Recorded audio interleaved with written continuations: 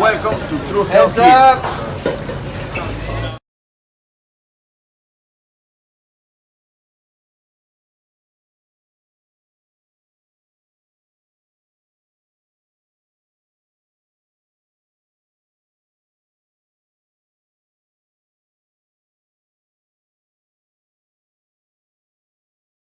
Oye, te habla tío Sabio Vega. This is Sabio Vega and you watching Tru Heel Heat. A mi manera o para la calle.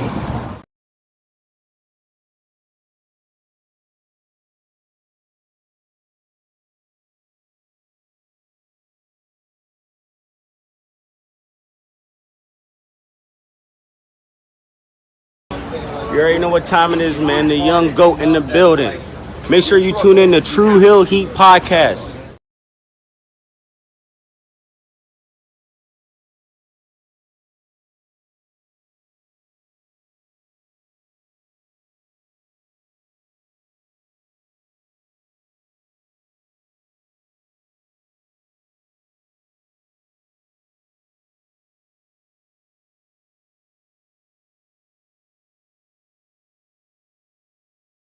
What's up, Tru Heel Heat? Tru Heel Heat. What's up? Tru Heel Heat.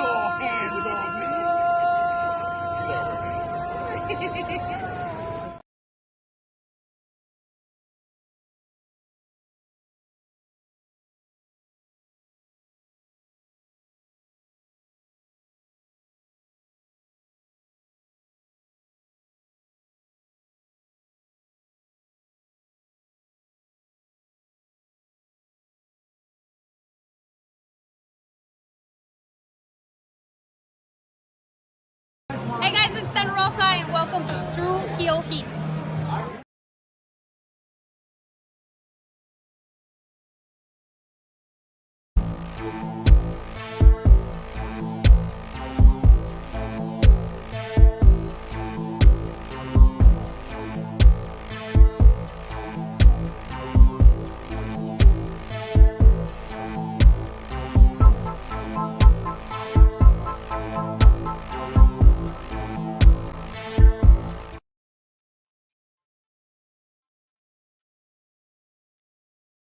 Hello, hello, hello. It is me, your Tru Heel Phenom, SP3. You know what time it is. It is time for the Saturday morning cookout, the Tru Heel Heat flagship podcast. Another Saturday morning here, another week in wrestling in the books. And a lot to discuss because everyone's shooting around here. You got Ronda Rousey shooting on WWE. You got Goldberg shooting on Asuka. You got Jack Perry shooting on AEW. We're going to talk all about this week in wrestling with Dynamite, WWE Smackdown, NJPW's New Japan Cup final. There is a lot to discuss, and we're going to get to it. It's the flagship podcast.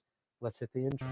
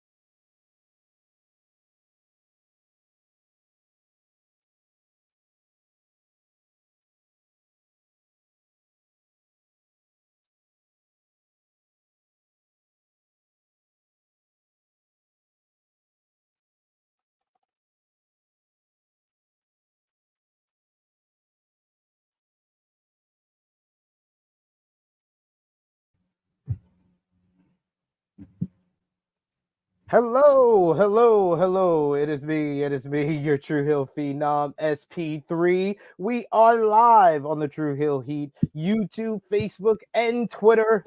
for our flagship podcast. Sorry about the long pause there, but when you get frozen in time, you don't have a lot of time to discuss things. But yes, it is another week in the books. We are here for another edition of our flagship podcast where we're going to discuss the latest wrestling news, including Ronda Rousey shoots on WWE, Jack Perry denied his AEW release and return due to CM Punk. What is it? 2023 again. We're going to discuss all of that as well as a recap of this week in wrestling with WWE SmackDown with Cody Rhodes and Roman Reigns face to face. We got WWE Raw, NXT, AEW Dynamite, Rampage, Collision, NJPW's New Japan Cup final, as well as Stardom's Cinderella Tournament final and TNA Impact. I am joined by my co-host extraordinaire. It is the True Draw. Josh, how are you doing? Oh, I'm doing good. I thought for a sec, like when the intro was going on, I thought there was something wrong with my end. I was like, oh shit. No, it was definitely my end. I like froze. I realized I was frozen as soon as I hit the intro. So I was like texting our producer, like, Mayday, Mayday, I'm frozen. Tell Josh to do the intro. Oh, But, for yeah.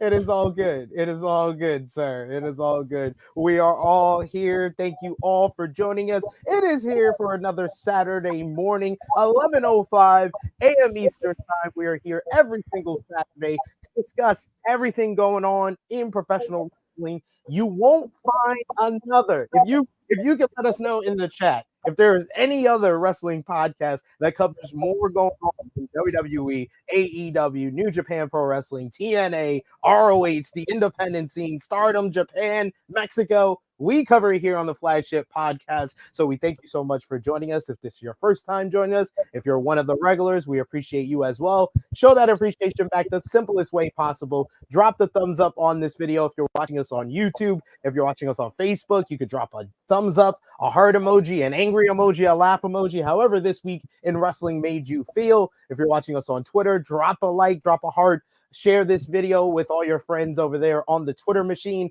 And most of all, if you're watching on any of those platforms, sound off in the live chat. We love to interact with all of you here. But most importantly, if you're feeling generous, you can join us over on the YouTube channel and you can send a super chat donation. Every dollar amount matters. It goes back to the contributors that you see on screen here. And I'm going to bring it back. It's not 2023, but I'm going to start bringing it back, y'all.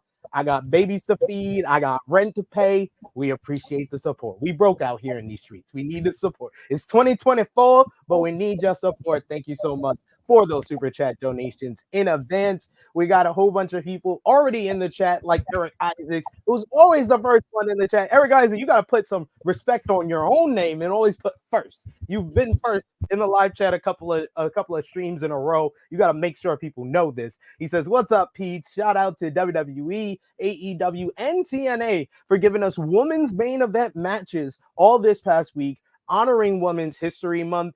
It's been like so much commonplace, and I'm so glad of where women's wrestling is. There always is more work to, afford equality in every facet of every business or industry, and we always can do more work to put women's wrestling on a higher platform. But it's been so commonplace for women to be main eventing in WWE, especially even in TNA, and now AEW back-to-back weeks on Wednesday nights, not Dynamite, Rampage, but on Wednesday night, back-to-back weeks, main eventing with the women. It's become commonplace to see that. What do you think about this past week with all the women's main event matches? I mean, it's been good. For all the complaining that people have been doing about all the women's division hasn't been used on both ends, on both companies. I mean, it's a good sign, especially for AEW. Even though I think they've been on the roll for a long time, and I still think they don't get the credit that they deserve when it comes to that. Even before the Mercedes signing, even before she became available, they were already fixing the division. And you're starting, you really have been seeing it for a while. Absolutely. We got also in the chat here, Chuck Berry's with us. What's going on, good brother? He says, good morning, y'all. We got Power Driver Finisher. He says, bro, Tommy is the best. He's checked out our Power characters tier list over on Tru Heel Heat Sports and Entertainment. I was chatting it up, replied to one of his comments over there because we just dropped our tier list, our first one over there on the Tru Heel Heat Sports and Entertainment channel. And yes, Tommy is the GOAT, the best character in the Power universe. We got Beer Hero Chris who says Asuka greater than Goldberg. We're going to discuss that on today's show. Don't you worry. Don't you worry. But yes, we got a lot to discuss, but we always start off the Tru Heel Heat flagship podcast with shouting out y'all, because y'all are the reason why we do this every single week on a Saturday morning. We take some time out and chat about professional wrestling with all of you. So we love y'all for coming out with us, and we always shout y'all out in response with our Tru Heel roll call. Our top 3 conversation starters over on our Tru Heels group page. You got Randy Trevor Lewis. You got number 2, Dalton Charles, and number 1, Luis Jaden, the same as last week. We also got our Patreon backers, which is Vala B, who's already in the chat. I see Alan Weinstein, Nick Jackson, Alex McCarthy, Professor Chris, Austin K, Robert, Steve, Fifth Generation Carney, Ladarius, John, aka Russell Scopes, Dan Snide. You got Kobe, Dolores, John Martin, DJ Eric, Marcus Ryan, James, Alan, Santo, Queen Monet, Christopher and Victoria Kid, and Nick Tim. Thank you so much for supporting us over at patreon.com/Tru Heel Heat. But let's get into what we missed this week, Josh. And we're going to start off with what just happened last night over on Fox, WWE SmackDown. The show featured finally WWE putting a spotlight, putting a focus on the main event of the entire WrestleMania weekend, the main event of WrestleMania Sunday, as it was WWE Undisputed Universal Champion Roman Reigns going face-to-face with the number 1 contender, Cody Rhodes. They had their face-to-face segment in the main event as you had Roman calling Cody the greatest number 2 of all time, but he also said that Cody is a politician who makes empty promises to the fans and isn't ready for the responsibility of being number 1, especially making goofy ideas like trusting Seth Rollins. Meanwhile, Cody wondered if Roman could trust The Rock like Roman suggested Rhodes couldn't trust Seth. He also brought up his past being part of the first team to beat the Shield, as well as his past in the Bullet Club, and how he will be the one to finally beat Roman at WrestleMania. This whole showdown, it was a good promo exchange. There was some people, it seems like some people did not like it too much, or felt like it wasn't enough to really put the focus back on it. But this was an attempt for them to make the issue between Roman Reigns and Cody Rhodes a lot more clearer, since The Rock has been a overwhelming shadow on the build to their Universal Championship matchup. After their whole exchange, you have Roman coming out of the ring, and then Solo Sikoa, Jimmy Uso pop out of the crowd. They come around the ring. They have the ring surrounded, but they take their position and come around the ring to stand side by side with Roman Reigns, only for it to be revealed that Seth Rollins and Jey Uso have Cody Rhodes back, and they stand face-to-face with the Bloodline as we close the show. Meanwhile, you have over in the women's division, Bianca Belair being a smart babyface who is holding Bayley accountable for her past in Damage Control, while Naomi is trying to play peacemaker. This all led to Io Sky versus Naomi. Io Sky jumped Bayley before this matchup before taking the win over Naomi due to outside interference from Damage Control. Post-match, Damage Control jumped Naomi until Bianca Belair came out to make the save, but unfortunately the numbers got the better of her as well. Naomi got the miss to the face, and they were laid out. Jade Cargill was officially announced as the newest member of the SmackDown roster. You also had in the opener Santos Escobar picking up a victory over Rey Mysterio after Dominic Mysterio distracted his father for Santos to get the win. Meanwhile, you had over in the tag team division ahead of the WrestleMania 6-pack ladder match, you had the Grayson Waller and Austin Theory pick up a win over the OC, while the Street Profits defeated Authors of Pain to advance for the Profits to face A-Town Down Under next week to determine who's going to move on to the six-pack ladder match. And then finally, you had L.A. Knight. Yeah, he showed up at AJ Styles' house to get a measure of revenge in a very uniquely shot angle that actually felt like it helped this feud. Out of all the stuff, this week was WWE addressing some issues with the WrestleMania build. And I think that on the whole, I don't know if it was overall effective. I thought that the LA Knight and AJ Styles segment was effective in getting actual heat on that ice cold feud. What did you think about SmackDown last night? I mean, the last segment was great, in my opinion. I thought it did what it needed to do. Could it have been more? Maybe. But when you have The Rock and all this stuff overshadow it, I don't think anything you could do is gonna, is not gonna really do much. Just because The Rock is such a polarizing figure that it's like, what can you really do at this point, right? But I thought they did a fine job, like having finally having an interaction with each other. That was a terrible game plan by the Bloodline, though. Kind of remind me of Kyle Shanahan calling for the field goal again in the Super Bowl. But besides that, I mean, SmackDown was okay. I do agree with you with the LA Knight and AJ Styles stuff. Like, that's something that they really needed for that feud, because I think that feud has been very bland. And it's done something, but do I really look forward to the match still? I'm very skeptical. I don't think it should be on a WrestleMania. That's my opinion. But if that's what we're going to get, we're going to get. The Dominic Mysterio stuff, that was interesting because I didn't see that coming. Now it's a question of if it's going to be Dom versus Ray number 2, or is it going to be like a tag, like a, what do you say, like a 10, 12 man tag match? I don't know. You could do like a 12 man, because I would feel a little bit for Santos Escobar that his WrestleMania match with Ray got taken away from him by his son for a second year in a row. Unless Ray is retired, Ray is retiring, I don't see the reason why they need to do Dom versus Ray this year. I think probably just because they needed some substance. And when somebody mentioned about the, with Escobar versus Ray, they're like, it should be a WrestleMania. I disagreed with it because it was like they're kind of missing that substance, right? Like, you need it to mean something. And I feel like they've been missing that.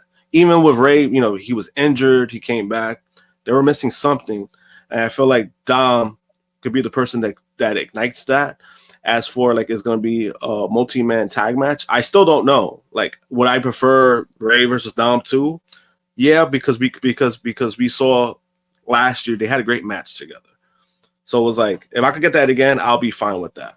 But I mean, overall, yeah, I do agree. Like, they did tie up a few things. Jade joining SmackDown. I mean, at this point, she needed to. Nick Ald's been trying to get her for months. I'm like, might as well put her on SmackDown. I think that would have been such a bad look if you had her teased for SmackDown for so long, and then she just ends up on Raw. Like, that would have been a little weird to me. Batiste is finally out there, like, but it's still crazy though, because I brought this up to John Escudero from Dirt Sheet Radio. I was like, Mercedes showed up before Jade gets an actual brand. I said, wild. I was like, yeah, that's all they needed. All they needed was Mercedes to show up over there. And it was like, all right, we're gonna find you a brand. We're gonna have Nick Aldis sign you up. It's gonna be all good in the hood. We got a couple of people talking about the events from SmackDown. You got Emmanuel saying Io and Naomi were cooking, and Bianca her character makes sense. Love to see it. I thought that the women and the LA Knight and AJ Styles was the strongest part of the show. I did not think Roman and Cody were great. I thought that they relied very much on their great chemistry, not a great promo between the two, because the basis of the promo was, like, even if it wasn't scripted word for word for them, the basis of the promo was Roman thinks Cody is the number 2 and he's the number 1. and Cody thinks that he's gonna be the one to beat Roman Reigns. That is probably the definition of the whole promo exchange that took about 20 minutes to complete. If that is the case, that is not the dialogue that I wanted. If that is the case, I needed Roman Reigns to point out the other number twos he's dealt with. He has been the number one guy in this company for a decade. You can say it is stupid of you, Cody, to trust a guy who has been my number two and you eclipse when you got here. You've been dealing with a whole bunch of number twos as of late. CM Punk, another great number two, but you're the greatest number two of all of them. You're the greatest number two I've ever seen. And then Cody, in response, how Cody flips it back on him, and Cody gets the final line as the babyface. He says, well, I trust the great number two. I'm not the greatest number two, Roman. You know why? Because you trust the greatest number two. Because Stone Cold was number one during your cousin's time, and The Rock is the greatest number two of all time, and so will you after WrestleMania. Boom. WWE, I did a much better job than the promo that we got last night. Yeah. You see, I take back what I said. That would have been better. I did that all. I came up with that during a review yesterday on Sportskeeda. And even Dutch Mantel, who's been in this business for 40, 50 years, he was like, yeah, that's much better than what they gave us. He did not like last night's promo because it was like it was like a test. WWE was saying, okay, Roman and Cody, show us you're a big star. Show us you're as hot as what The Rock is doing. And the answer was, they're not. Cody, I just felt like, it's a hot program now. Roman and Cody feels like last year. Yeah, because I don't know, like when I watched it, I was like, this is okay. Like when I was watching it, I was like, this is okay. I just took it as a mindset of like whatever they do, it's not gonna really mean much because we're already getting the main event. So it's like you're having a one-on-one, that's cool, but it's like because The Rock has overshadowed everything, I think to me, you were already put in a tough spot because no matter what, you're not going to top The Rock. No matter what you try to do, no matter what you try to say, he's been doing great shit. So it was like, what can you do that's going to top that? You're just asked out. You need The Rock now to make everything else feel hotter than it is, and the crowds are growing crazy for stuff that if you're watching at home, it doesn't feel as hot. But you're in the building, you're a part of the show, you want to be a part of the show, you're going to be loud for it. But not a lot of the feuds going into WrestleMania feel that hot. It's The Rock that is the hottest thing. And in comparison, everything else feels kind of cold. Yeah, and that's what I was saying too before. Like when I noticed that, it was like they're kind of relying on that. Which I'm not saying it's going to be a bad card because there's some matches that's still going to be some bangers. I think Becky and Rhea is going to be a great match. So like, but I do agree. Like last year, it kind of felt there was a lot of shit that you really wanted to see. This year, it's like, oh, I want to see The Rock. I want to see the main event for both nights. But then after that, it's like, what do you really want to see? And it's crazy because a lot of the stuff that I was like invested in or interested in, like they have cooled off on it. Like Bayley and Io was a lot hotter the first 2 weeks coming out of Royal Rumble than it is now. R-Truth win the Judgment Day. Remember when that felt like a really interesting, great story that they had going on? Like all these stuff that felt like it was like really hot, really going, just don't feel as hot. LA Knight don't feel as hot as he once did. Like it's just, and I know why. Because The Rock is there. No, it's not. Did you see the interview he did? Oh, when he shit on The Rock? No, when he said, I'm worried that they pushed me to my WWE title match too soon. He said that. That's a quote from LA Knight. I was like, yeah, they did. They did. They definitely did. They did. It was too soon. Did. I understand they probably was like, okay, we're gonna test you out in the main event, but no, you should have done the steady. But more so now, what I was alluding to is that because The Rock is there, right? Yeah. People compare LA Knight so much to The Rock that when The Rock's not there, LA Knight looks strong, right? He looks good. Oh, he's strong on the mic. Now you have the actual person that he's being compared to there. It's like you don't hear much about him. But I feel like LA Knight does a great job of combining the stone cold delivery with the Rock style. He'll hit you with the insult style of the Rock, but it's more in the cadence and the delivery of Stone Cold Steve Austin. So I think that he can stand out, but I don't see what I see. A lot of people have been saying that more and more, that the Rock affects how over LA Knight is. I heard the crowds in SmackDown when he was there, they responded to him very well. The live crowds are responding to him very well, but I don't see how the Rock affects LA Knight. I think that LA Knight is different. He combines two things. He's different. Yeah. I think he's different because even I have said like, oh yeah, like I don't see the comparison. Like I could see some things, but I don't see the comparison. But because the broad audience, they have that mindset of like, oh, LA Knight is copying the Rock. Yeah. I think that's why it's affecting it. In my opinion. That's a good point. Because audience perception to what is like actually going on, that can be two different things. So I can respect that, and I understand that more. You did a lot better than the people that actually believe this. I don't believe me. Like I don't see it. That the thing is that when people were doing the comparisons, I was like, I don't really see it. Like, and I've never seen it because again, LA Knight has been doing the same stuff he's been doing, especially when he was on Impact. The only difference on Impact was that he was majority of the time he was a heel. So that's why it's a little bit different. And the stuff that he was doing in Impact, like the dummy ass stuff, that was getting over because it was great stuff, right? It was great. But now because he's on this platform, but then also I do think the feud doesn't help at all either. The AJ Styles feud hasn't helped. It's been dragging. You know, I really don't feel like they have made AJ Styles a heel. Yeah, and they haven't made him like really important for a long time. So it's like it's really hard to really get into that. Now, if they would have gone full blown, like what was it? When AJ Styles was, you know, when he was in Impact, that time where he was wearing all black and like the way that he was, they were trying to go for that angle, but I never really got it up front. And then even also like the whole idea, like what was the feud started with? Like AJ Styles just kept attacking him, and then he was upset that LA Knight replaced him in a tag team match with John Cena. No, what the fuck? What? And like, yo, if that's the basis for this feud, then this is a lame. That's even worse. That's even worse. It was like, bro, like they've had this man do great things, and I'm like, and that's what the story is gonna be with AJ Styles, who's been a 2-time world champion.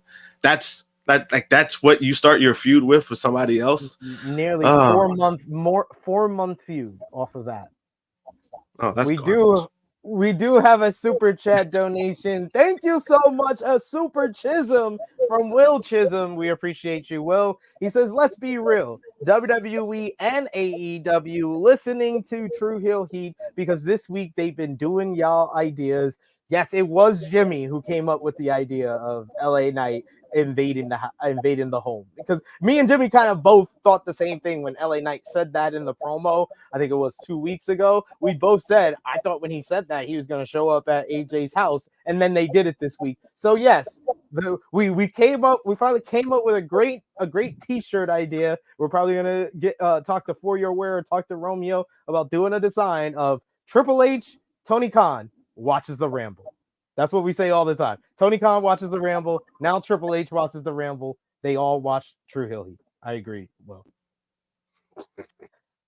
Chuck Berries with a super chat donation. Thank you so much, Chuck. He says, we have been so spoiled with The Rock's promos that nothing else will impress us anymore. He might be right. I wouldn't say anymore, but I mean, anymore in WWE, like I've been liking promos over in AEW, but yes, it is like a regular thing. It might be just a natural thing for us as fans to compare everyone to The Rock now that The Rock is here and that The Rock is here on a regular basis, then you have to compare. And like I've been saying every week on the Ramble, I was like, yeah. Every time Jimmy says, "Oh, Drew McIntyre, best character in wrestling," I was like, yeah, second best in WWE. I was like, he's second best now. I was like, unfortunate. It's unfortunate. I love Drew. I think Drew is doing the best work of his entire career. But if I am going to rank them, The Rock is number one.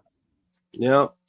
And then also, I mean, when it comes to AEW, at least you could kind of get away from that with AEW, because like I think Danielson's promos, I think have been like, they've been like low key, like some of the best, like overall in the industry, because it's like he's hitting his strong points, but you can see he's like very comfortable. Like he's not, you don't know if he's a heel or face, but the promos he's cutting has to do with his work, has to do with him trying to still be the best in the business. And I actually love that shit that they've been doing with him like that.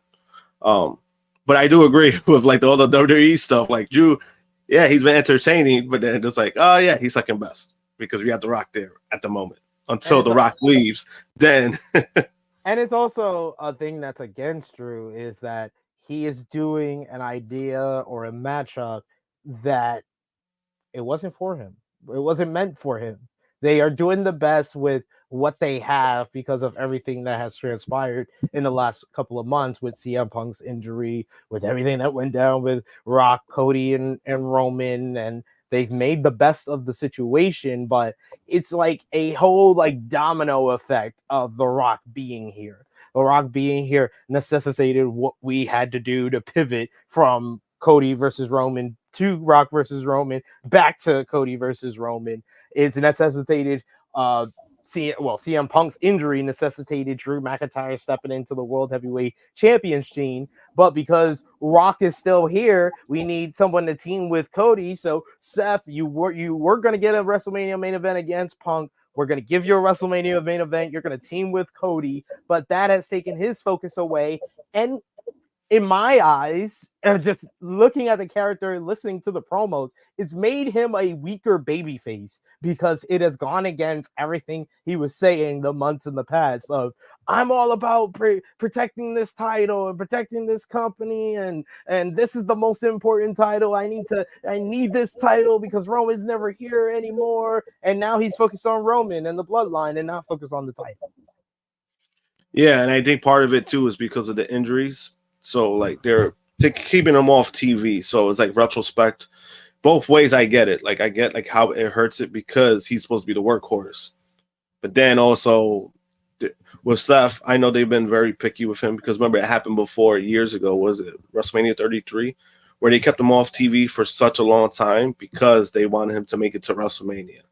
I think this is the same scenario, even though you're going to have the man work 2 matches back-to-back nights when he comes back. So it's but I get he's healthy. He's been working the house show circuit, so see, so like I mean he's fine when it comes to that, and I guess like that's why on TV they don't want to push it because they don't want to just risk it.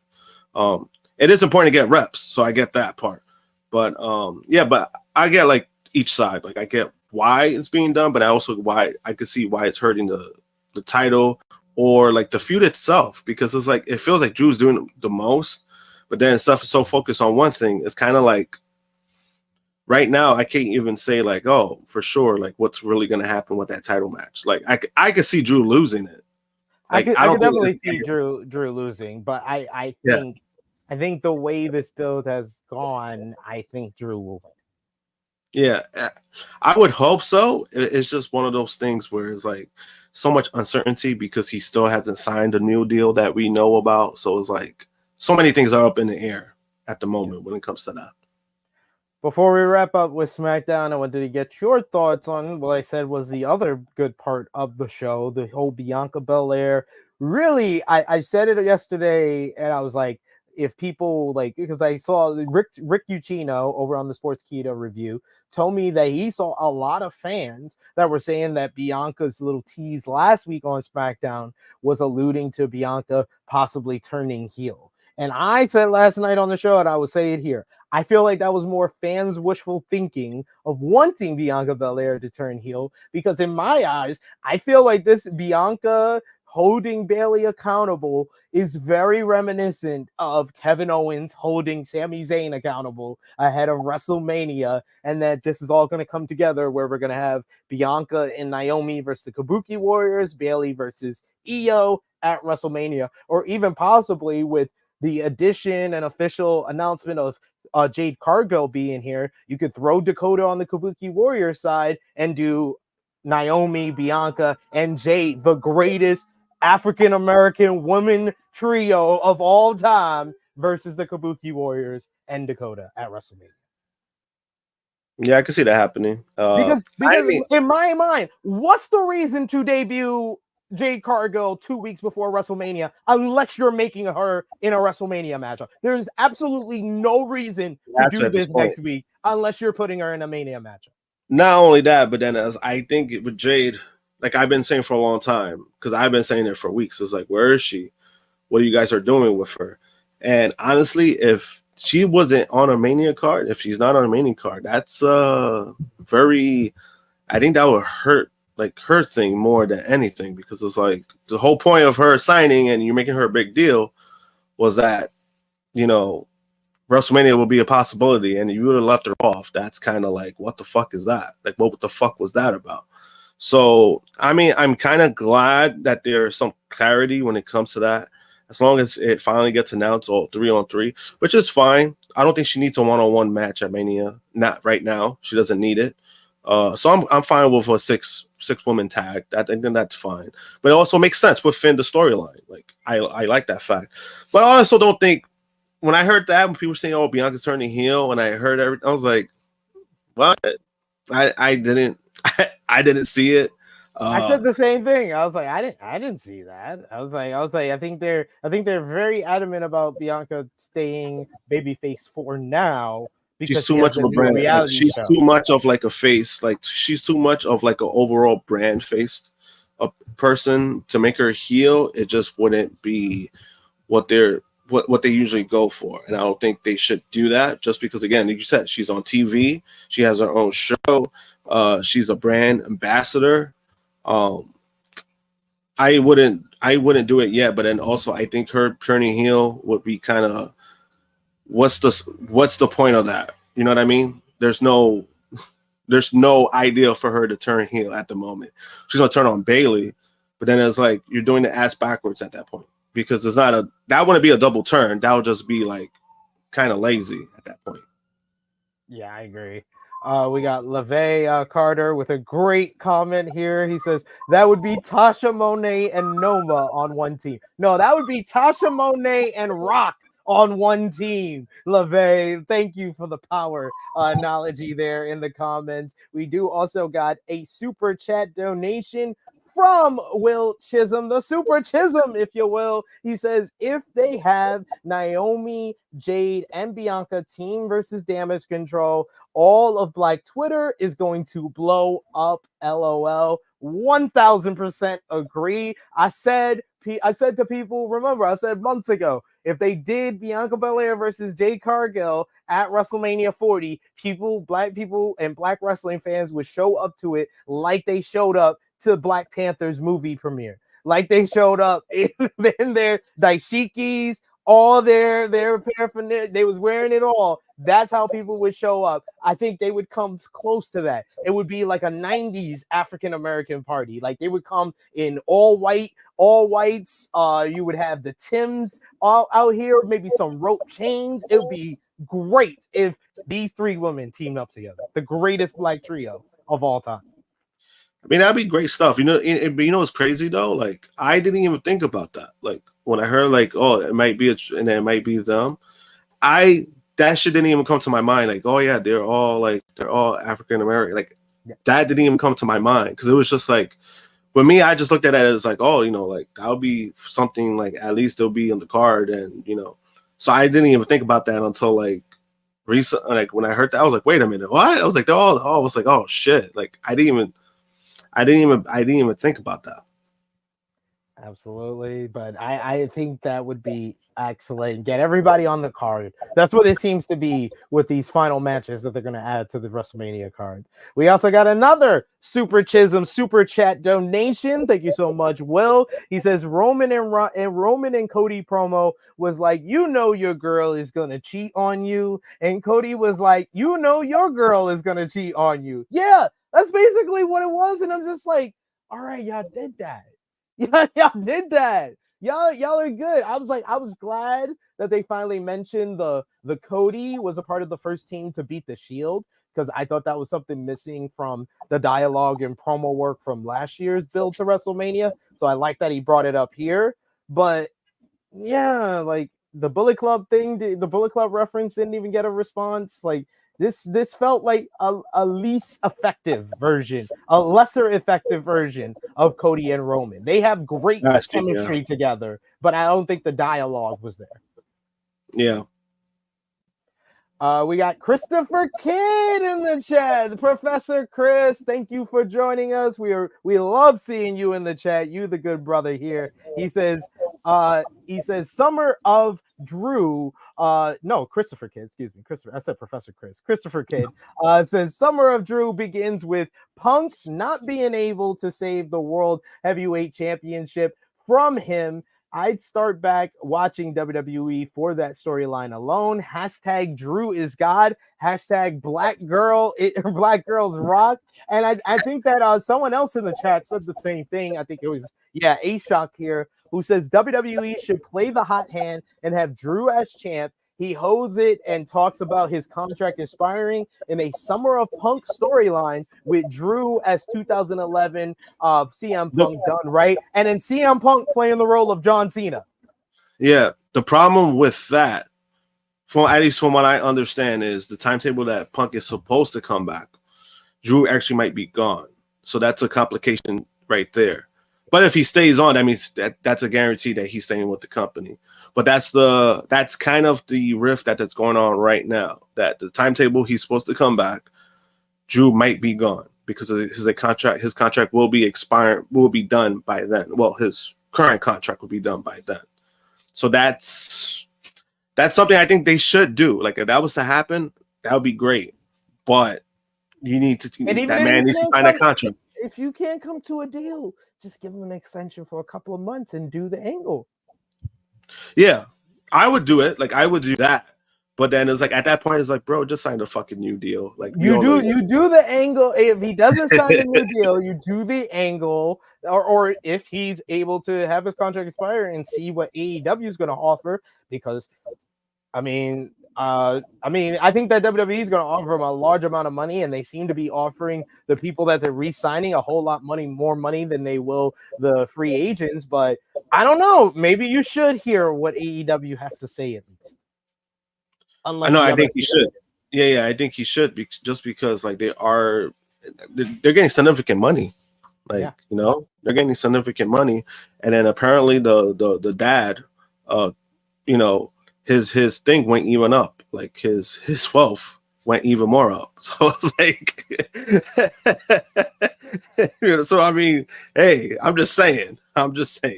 Hey, there is some money to be made there. There is some money to be made in WWE, but you got to ask the question, Josh, everybody watching, is the money enough? But apparently, for her second book, the money wasn't enough because Ronda Rousey has a lot to say. Ronda Rousey will release her second book next month, and the book doesn't hold back when it comes to her opinion on Vince McMahon. Inside the Ropes reports that Rousey takes several shots at him in the book, both personally and professionally. The book, Our Fight, will be available on April 14th. On Vince McMahon as a person, she wrote, and I quote, NXT was founded by and under the control of Triple H, real name Paul Levesque. In addition to being my in-ring WrestleMania nemesis, he is arguably one of the best professional wrestlers in history and one of the better people on the business side. He is married to Stephanie McMahon, who is the daughter of WWE's Emperor Palpatine, Vince McMahon. Vince took over the company from his father in the early 1980s and spent the better part of 40 years playing a real-world professional wrestling version of Monopoly. buying up and absorbing smaller promotions until he basically owned them all. It's hard sometimes to know where the evil, unethical slimeball character of Vince McMahon played out for the camera ends and the actual questionable, ethical, many times sued, and multiple times accused of sexual misconduct, Vince McMahon begins. That blurred line between character and reality is a recurring theme within the WWE universe. On WWE Going to Saudi Arabia, Ronda wrote, pay-per-views are held in major cities like New York, Los Angeles, and Philadelphia, as well as now twice a year in Saudi Arabia, a nation that restricts the rights of women in a way that I'm certain Vince McMahon wishes he could. Oh, damn. On WWE's casting couch culture, she wrote, WWE loves to do well-produced video segments about the legacy of women within the organization, but the truth is women have largely been footnotes. For the longest time, they were relegated to serving male characters in a valet role, an overly sexualized supporting character that takes cheap shots when the ref isn't looking. Over time, as the level of female talent grew and society as a whole started to shift, the organization gradually expanded the role of female wrestlers. WWE builds itself as a sports entertainment organization. And just like in the mainstream entertainment industry, there was, by all accounts, a casting couch culture where men backstage in powerful positions pressured female talent for sexual favors in return for airtime. There were so many public accusations and scandals, it's hard to keep track, and more that I'm sure the WWE managed to sweep under the ring. On the problem for women in WWE, Ronda wrote, and it was only after WWE was basically armbarred into it following a global social media backlash to hashtag Give Divas a Chance, after divas were given a total of 30 seconds, less than it takes most people to read this paragraph, for a nationally televised tag match. 4 women were given less time to collectively wrestle than every single man on the roster got for his intro song alone. Presented this information as a person outside of the wrestling world, you might draw the conclusion that there is a troubling foundational sexist patriarchal culture within the WWE. You would be right. I have nothing but respect for the female wrestlers who paved the way for women wrestlers today, and nothing but disgust for the amount of nothing but disgust for the amount of sexist, degrading bullshit they were put through.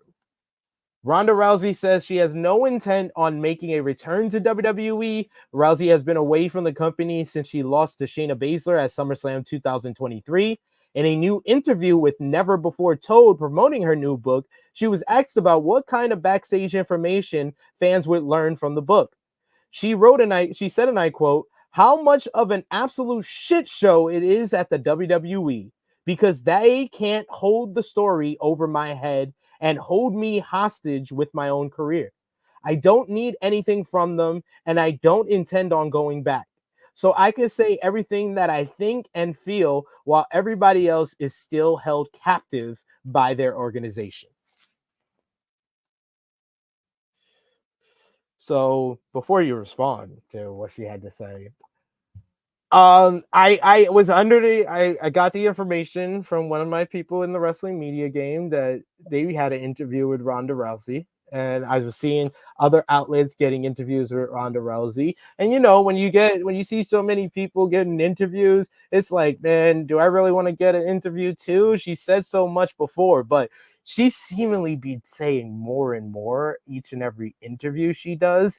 And guys, I have the email to contact her. So I might contact her after reading that whole story. But Josh, what do you think about what Ronda Rousey had to say about WWE, Vince McMahon, and the culture? Damn. That's a whole lot. I really don't know what to say.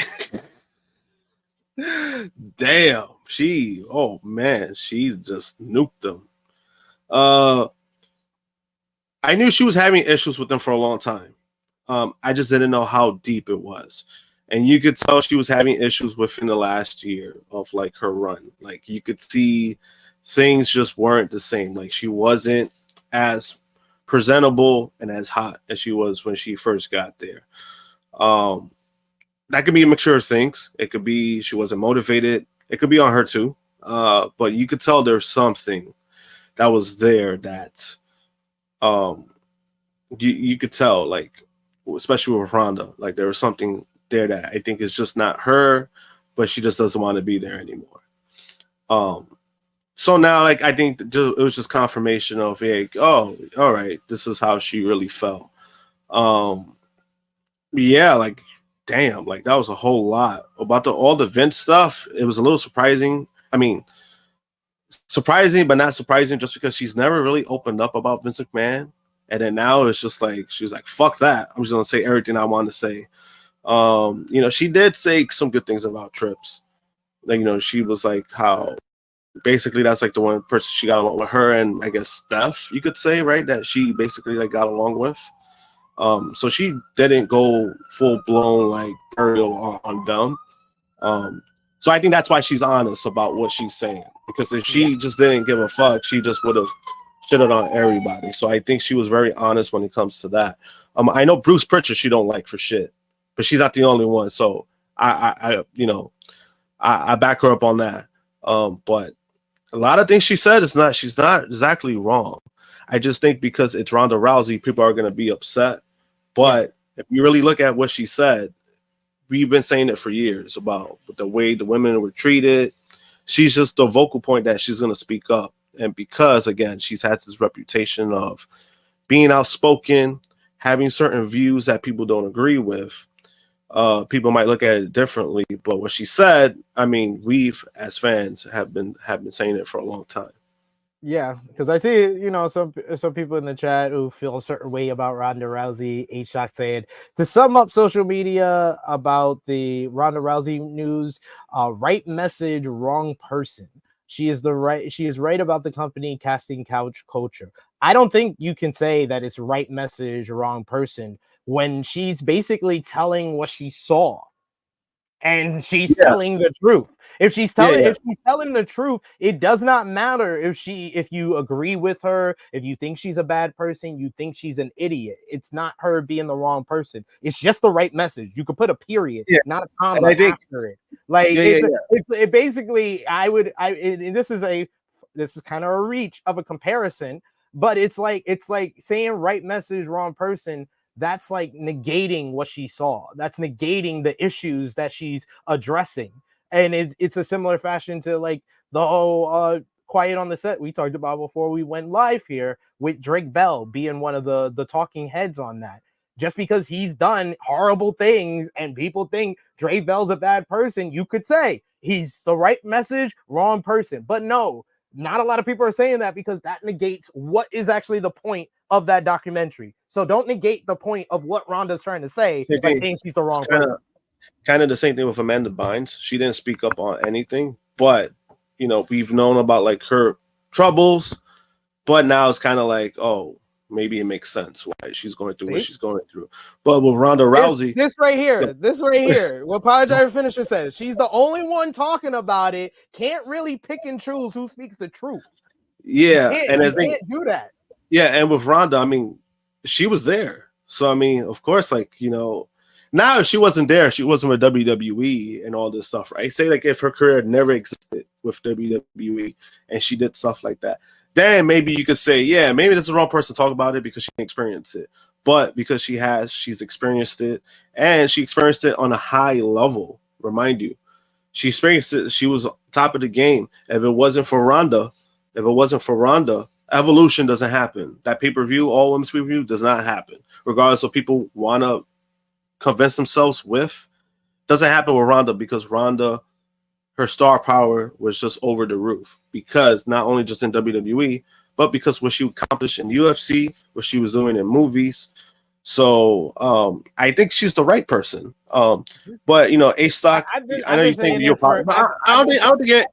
Yeah, I've been saying it he for said years. I've been saying it apologize. for years. Ronda is the reason why women main event at WrestleMania. Like once Ronda signed, Yeah. that was the idea. Was Ronda's here, we can now have women main event WrestleMania. Like there was a lot. Like I can see your point and understand your point with some stuff Ronda Rousey has said about Sandy Hook or been an idiot in the past, or her UFC, the end of her UFC run was horrible, or she wasn't a real athlete, she didn't beat anybody, all that stuff. You can say all that stuff.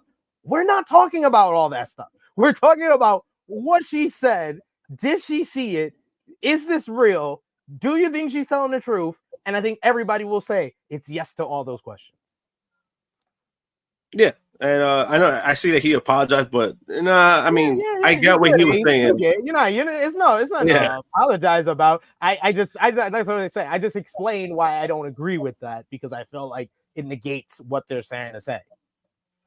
Yeah, and I think again, a lot of stuff she said, we've been saying it for years. Like a lot of like the general aspect of things.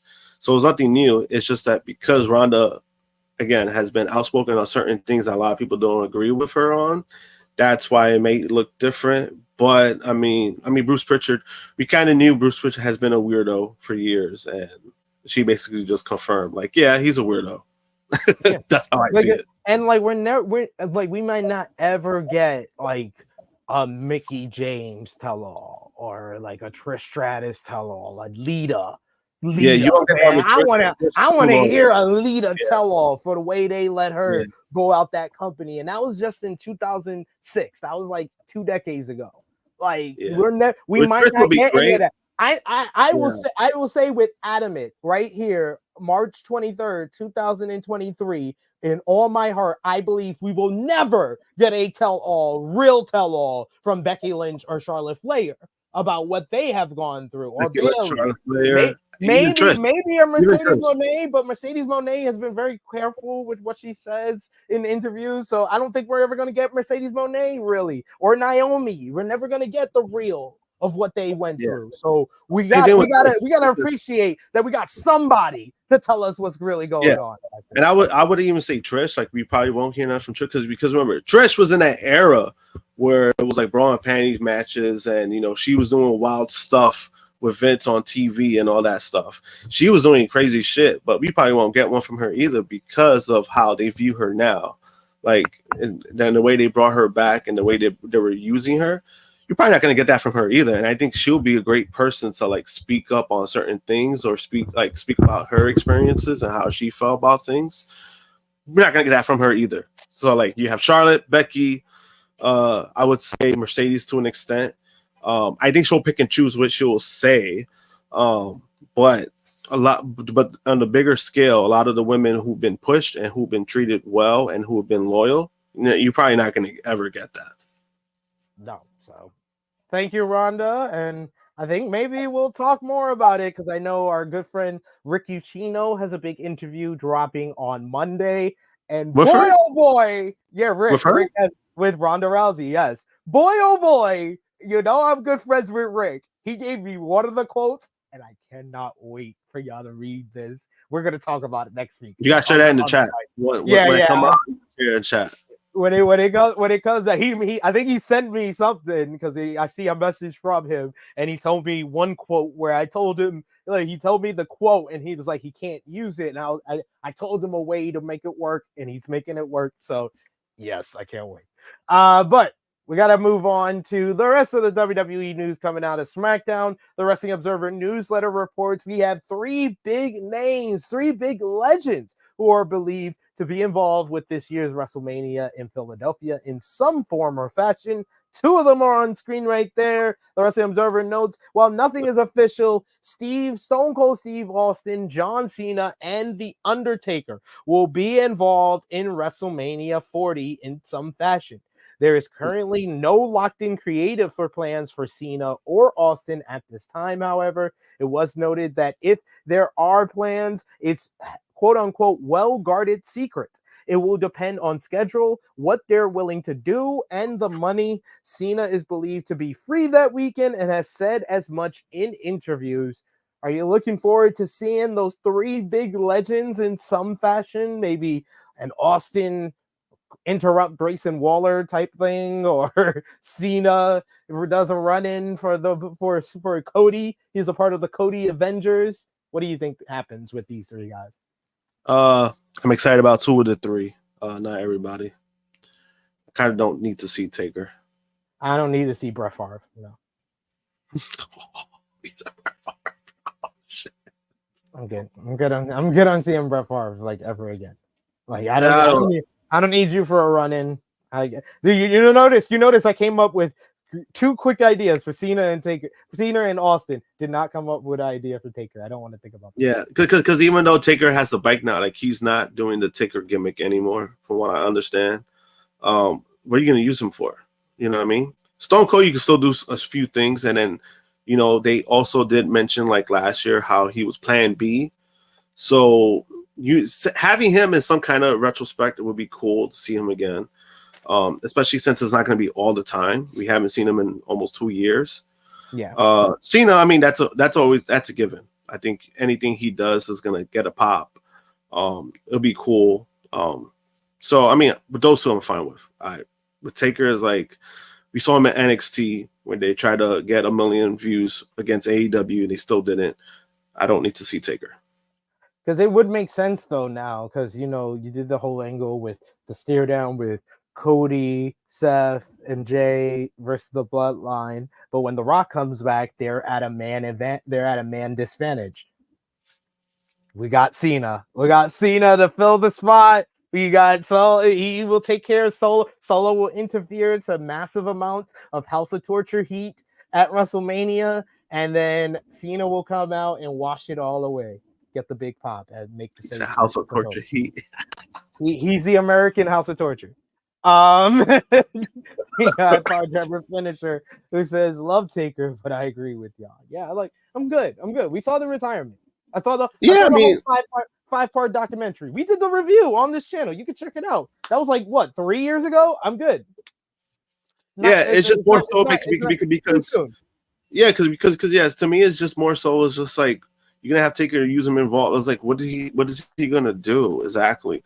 Again, like you brought up 2 good ideas for Cena and Austin. I mean, what realistically, what are you gonna do with Taker? Like, you're gonna introduce him to what? Like what? He ain't going to the Hall of Fame. So I mean, what are you doing? He can come out and choke slam some top young talent like he did last time in October. Oh, the mediocre choke slam. Selfish son of a bitch. Final note before we get into this week's Monday Night Raw. A lot of talk has been going on about The Rock and talent being frustrated with him. There have been reports that WWE talent are frustrated with The Rock getting special privileges when it comes to his promos. Eric Bischoff even commented on the rumors in a recent edition of his podcast. And then the latest Wrestling Observer newsletter goes into more detail on the perceived double standard when it comes to The Rock's promos.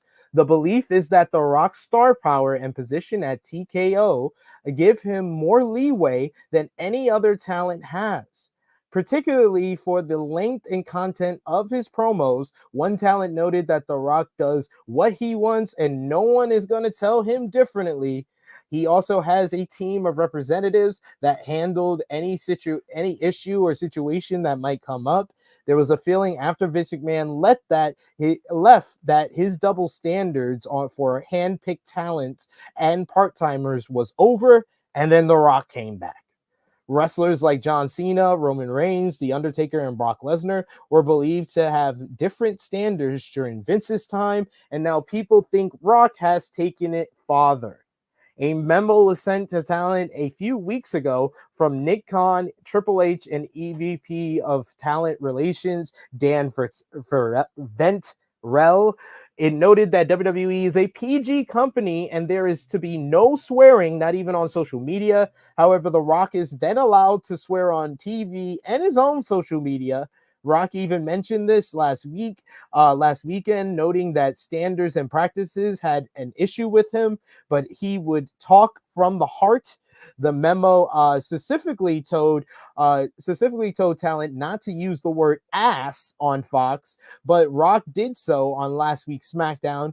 WWE told Fox in advance what was in the Rock concert, and the word ended up being allowed, and things that were not allowed were simply bleeped out. By contrast, Cody Rhodes was allowed to curse more in his Monday Night Raw promo, but that was on USA Network, which is cable. In addition to content, length has also been a complaint about the Rock segments. However, the Rock concert last week actually went 30 seconds short, according to Brian Gerertz and the Wrestling Observer newsletter, and the rest of SmackDown happened as planned. While it felt rushed, this was not the case, and WWE planned ahead of time for the segment to go long and structured everything else accordingly. Talent have been feeling differently about the issue than they did a few weeks ago, primarily because of the memo being sent at the same time Rock said what he said on TV. They were told that the company is publicly traded and TV PG, but feel Rock should set an example if he's on the TKO board of directors. Some also said they could perform better without the handcuffs and get more over, but aren't allowed to. And The Rock will be at The Rock was announced on Monday that he will be at the final Monday Night Raw ahead of WrestleMania 40 on April 1st in Brooklyn, New York. He was announced during the show. He'll appear, and Rock's appearance is the first thing announced for the show, and the first time he will be on Monday Night Raw since day one on January 1st. And we are now going to be joined by someone who we want to hear what he's been thinking about all The Rock and now all the people being mad at The Rock backstage because he's The Rock. Weird. He is our resident Tru Heel alcoholic himself, Top Guy JJ. You know, a blessing is a blessing, you know. If Josh, I'm pretty sure you know what the fuck outside looks like. We're on a washout. I'm in the Bronx, man. I see it. Oh, you're back in New York. I'm in the 18th floor. I see it. You're back in New York? Holy shit. You know, I'm thinking you are Wakanda somewhere. Shit. I get a splatter on my terrace right now. Like, you see my terrace. I'm thinking, you know, rock a baseball jersey in honor of washout, you know? Very nice. Wow. I'm glad to see you. Fuck it. Like, you know, hey, thought I was in trouble for this entire month, but hey, you know, Mother Nature says, you know, Gad, get on there for a little while. Lovely. Great to see you, sir. I've been listening to some of y'all dialogue too. Y'all been talking y'all been cooking some real heat and some real interesting stuff. And subject right before that. Good Lord. Good Lord. Ronda. Good Lord. Yeah. My God. I had like seen quotes on social media, but like even like I think I saved it. I didn't really like go in depth and read it until today's show. And like literally, like Josh will tell you, right after I read it all thing, I got an email this week from a person that's like either a booking agent or manager that's getting interviews and wants to do interviews because she got the book coming up next month. I might have to send that email on Monday. So, yo, I say do it. All the shit that's coming out is just you are really seeing how difficult this motherfucker Triple H's job is. Like, yo, people aren't born to cover this much dirt. Like, good Lord. All right, but geez, y'all covered it already. Good job on that, but god damn.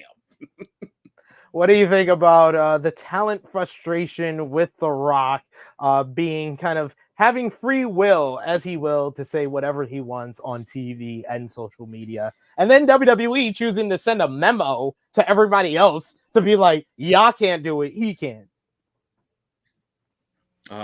So he's only been doing this since 1996, and he is probably on a lot of people's Mount Rushmores of wrestling. So I think people can just shut up and find a way to become over and get the right to actually propose these things and be able to speak freely and be able to just listen. A little curse word or two did not stop him from becoming the most over thing in all of sports and entertainment. And a curse word or two, is it going to help You complainers get over as the most over people in sports and entertainment. So shut up.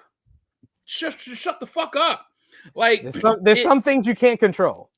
You know, like, oh my God, like stop trying to find an avenue to be right on, because that's not going to make you any more over, or it's not going to make you any more relevant than you are or aren't in this point of time. It ain't going to help you. So complaining about it is only going to give him more fuel and probably going to make him get even worse, because the Attitude Era and the attitudes of the Attitude Era are real. Like it's not like it's just some fabricated fairy tale. Like and you're gonna give it to the person that has one of the most creative minds in business. He's literally probably gonna cut some type of promo on Instagram using fuck 20 more times now. Like it's come on. Like this has been one of the funnest, best 2 months that we've had in wrestling, and God knows how long, across both places, because when one company steps up, it makes the other company step up even more so, and we're getting good shit from both places, and we over here complaining about somebody using curse words. Shut the fuck up, bro. Like, are you kidding me? Why? Because the complainers are probably not a part of the quality that's improved in wrestling in the last 2 months because they're not a part of it. Shut the fuck up. Get out of here. Like, yo, you know how many things you could just call cap on just when you hear people just randomly bitching about, oh my God, he used fuck. Oh my God, he's cursing up a stuff. Bruh. Like, come on, bro. That is so asinine. That's literally like somebody getting on the internet when Tru Heel Heat blows up and gets to 50,000 subscribers. Like, oh my God, are you kidding me? Josh used the word fuck in his soliloquy about something. like channels of that size are not supposed to curse. Paid attention to us in the last 7 years. Like, yes. We Top Guy JJ's letting you all know when we get to that amount of subscribers, we will still be cursing on air. Oh shit! Please don't. Change the rating on our show now. It's now PG. We now gotta go PG. Imagine like, Tru Heel Heat this PG. 2024 sensitivity. And people looking and people just trying to type anything just to get noticed, or people want to say anything on an iPhone with a recording audio app to just get noticed. It is fucking like, it is so bad, because like everything is just catching on. Like everything is catching some level of attention that people got to respond to. Like it's dumb. It's so dumb. Yeah, and it's just like wrestling. We can't have anybody being happy, like you said, and I agree with you.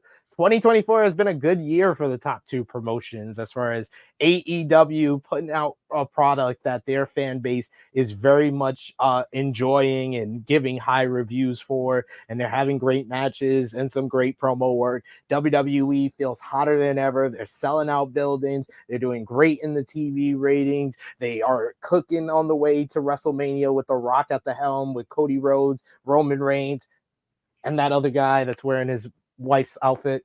So they're doing all well. They're cooking out there, but it seems like we always got to have someone complaining, someone whining or complaining in either promotion backstage. Yo, I'm not gonna front you out. I'm gonna give a confession live on air. So I'm always that guy, right? That like, yo, I want the shock pop. I want that shock pop. I was that motherfucker 2 weeks ago. Was like, yo, please, I need an announcement of The Rock coming to Brooklyn. I need an announcement of The Rock coming to Brooklyn, because I'm buying tickets if he's coming to Brooklyn. And they made that announcement. I'm going to Raw next Monday. I love it. I'm still waiting on. I sent the email immediately. They made that announcement. I was like, I hit up Cassidy Hayes and Body Slam. I was like, you think I could get to Raw in Brooklyn? Because he was like, all right, let me send the email. And then he gave me the email. I sent the email too. So waiting to hear back. hopefully I get the message back because that would be clutch. Yeah, Wanna be and there it's for the really Rock. cool because I'm gonna get to take my nephew to his first wrestling show ever. Nice. So he's gonna and then we got some good spots. So we got some really good seats. So I can't wait for him to experience all of that. And it's my brother. My brother is gonna be his first time seeing his favorite wrestler, The Rock, live. So it was just like so many things that just like I was like, I need this to happen. I need this announcement. I need to be spoiled 10 days early. Because I hate that announcement that this person is going to be here next week. I don't like it. Yeah. But this one occasion, I needed it. Well, he let you know 2 weeks early, so WWE is improving before our eyes. Speaking of Monday Night Raw, let's get into this week's Monday Night Raw. They did 1.687 million viewers. The show featured Cody Rhodes getting his clap back at The Rock, calling him a whiny bitch, and wondered if we would see big Dwayne energy at WrestleMania when the bell rings, or would he have LDS, Little Dick Syndrome, in a great fired up promo that was eventually interrupted by Paul Heyman, who made a deal with Cody to show up alone to SmackDown. As we saw, he did not. Becky Lynch picked up the victory over Nia Jax in a very fun last woman standing main event.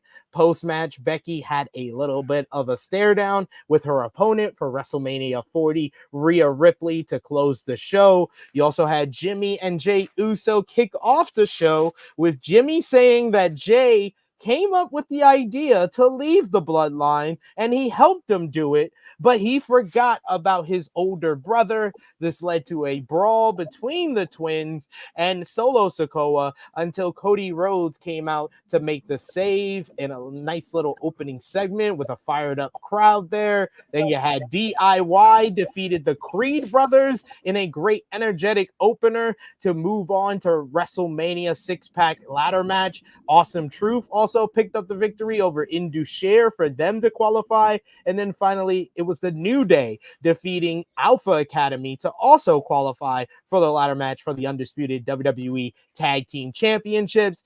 And then finally, it was Chad Gable playing the role of Mickey to Sami Zayn as he is on the road to WrestleMania 40 ahead of the contract signing, telling Sami that he can't beat Gunther.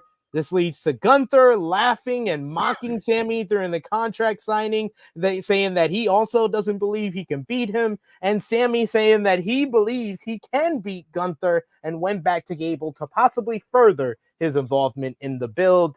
Josh, what did you think of Cody's clapback at The Rock? And I don't know if you wanted to say anything about the talent being frustrated with The Rock being The Rock. I thought the clapback was great. It was better than I expected because he needed something.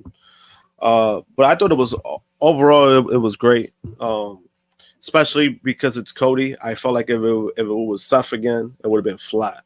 When he came up with diarrhea, Dwayne. It would have been flat if it was Seth. So I think it was a good choice that Cody did all that stuff. What's up? Talent being frustrated with The Rock, I mean, it's The Rock. What can you do, right? It's like, I don't know what to say to that. It's like, it's The Rock. That's all. And my main thing though, because I'm a longtime Rock fan. The Rock is one of the most disrespected main eventers of that Attitude Era ever. Out of the main event stars of the Attitude Era, do y'all realize Mick Foley is the only one with a worse winning percentage than The Rock? Yeah, and The Rock always lost to the. Your eyes could tell you that. Your eyes could tell you that shit. Yo, The Rock lost all the time. I was like, yo, if he wants to play politics now, he's due. He's due. Even against Austin, people talk about that him and Austin have the biggest rivalry, but if you really think about it, it's kind of one-sided because Austin has a higher winning percentage against The Rock, and it's not even close. Way higher. So it's it's not even close. That makes it funny. Yeah, and that's what makes all his great rivals outside of Mick Foley beat The Rock more than The Rock beat them.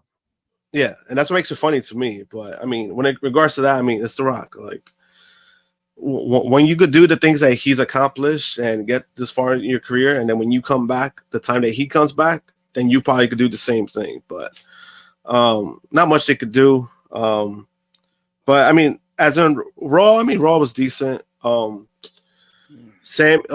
whole Sami Zayn thing, I still think it's a good choice, regardless of what people want to say. I think Chad is probably going to get implemented because it feels like they're pushing that more, which I think I'll be fine with. I think that'll be okay.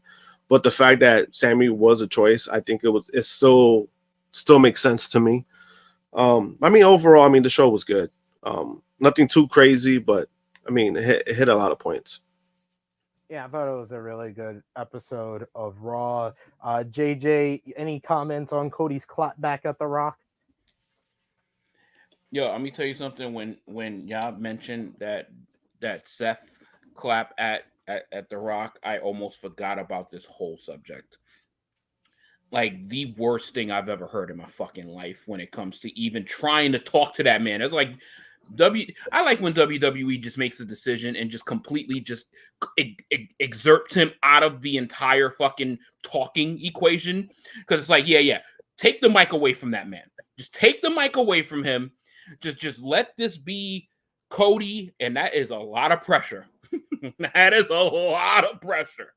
And he listen, is Cody gonna beat The Rock in promo battles? No. But is Cody holding his own? Abso-fucking-lutely. Yeah. Like, he is holding his own. And I'll be honest with you, not to interrupt you. Go ahead. I don't think Cody can beat Roman on the mic because I felt like Roman was better again last night. Yeah, and I don't think Cody has ever really had a definitive win on the mic against Roman, and we've seen it a couple of times now. Yeah, and I think it's just Cody is just able to hold his own. Like, like him out battling some, he's not gonna battle you, but you're gonna remember what he said. And that is just as important as the superior person on the microphone. Because the superior person on the microphone is just gonna reign supreme. Like, they just are. Like, and then also the accolades behind it. What's up? And then also the accolades behind it. Roman could use more to his accomplishments, and Cody can't because he was gone for so long. And even when he was there, he hasn't accomplished as much as Roman has had. Bro, so like that's also a factor champion. as well. He's trying to become a one-time champion, bro, like he said on his press conference. I'm trying to become one time, bro. So he ain't got much to talk about yet. I'm trying to become one time. You got Randy Orton talking about 20 times. I'm trying to get one, dude. I'm trying to get one. So yeah, he doesn't have as much steam to go behind his promos because he hasn't done it yet. And when that happens, then he can start kind of sharing accolade trades with. And that is what is so disappointing about when Seth Rollins opens his mouth, because he has so much. He's done so much. And it's like, bro, like, even you're getting roasted and you're getting cooked by Drew McIntyre on promos. And now your biggest focus is not even on your own match. It's not your biggest focus is helping somebody take down somebody else's boss. Like, it's oh man, I enjoy it, man. I enjoy what Cody is doing because he, I think, is living up to the pressure. Is he outperforming it? I don't think so, but I think he's living up to owning that microphone and talking back and getting the reactions, and he's saying shit that, one, it's new. Nobody's ever diagnosed The Rock with little dick syndrome. like no one's ever done that before. Like, so, it's like, I'm glad that it's something that's not recycled, and you can appreciate shit like that because it garners conversation. This felt like a little bit of AEW Cody peeking out a little bit. He went back to WWE Cody at the end, but it was a little bit of AEW Cody in that promo on Monday. So that's what I want to see more. And I hate the fact that yes, in WWE, you have to have accolades to have like impactful promos. It seems like they have it's like an accolade kind of contest to name your accolades during promos. So yeah, if you don't have the accolades, it makes like the promo and the dialogue, they feel like they don't have enough. Where Yeah. I just presented a better promo than what they gave us last night earlier in this show. I mean, they are in the number one company in the world, so apparently every promo's got to be a dick measuring contest. Pretty much. Well, speaking of some dick measuring, people are going to be measuring their dicks next to their Slammy Awards, apparently. I don't know. WWE has announced the nominees for the 2024 Slammy Awards, with voting officially open right now. The company announced on Friday that the Slammies would be returning over the WrestleMania weekend, and WWE have revealed the nominees and opened up the voting. So, fellas, we're going to do our voting right now. So, Josh, JJ, here we go. Female Superstar of the Year, you have the nominees: Rhea Ripley, Bianca Belair, Bayley, Io Sky, and Becky Lynch. Josh. I'm going with Rhea. JJ? Yeah, it's basically if you would have just said Rhea or the field, I'm taking Rhea. I'm taking Rhea. Male Superstar of the Year. This is a little tricky here. Cody Rhodes, Roman Reigns, Seth freaking Rollins, Gunther, Logan Paul. Now, I am asking y'all to vote on what y'all feel, not what you think the fans are going to vote, because I think this is pretty clear as day. Cody Rhodes is going to win this one. But I feel the real winner is Gunther. What is the category? Male Superstar of the Year. Yeah, Josh. I'm going with Cody because I'm biased as fuck, so I'm gonna go with Cody. Appreciate your honesty. And this is for 2023. Yes. Yeah, I mean, you gotta.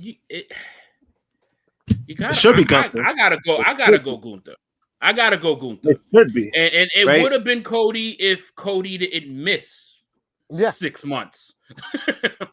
Like, well, no, 2023. He was 2023. My bad. But like we just said about the promo, he didn't accomplish anything. He did win the undisputed tag titles. He did win the Royal Rumble. Well, like a day.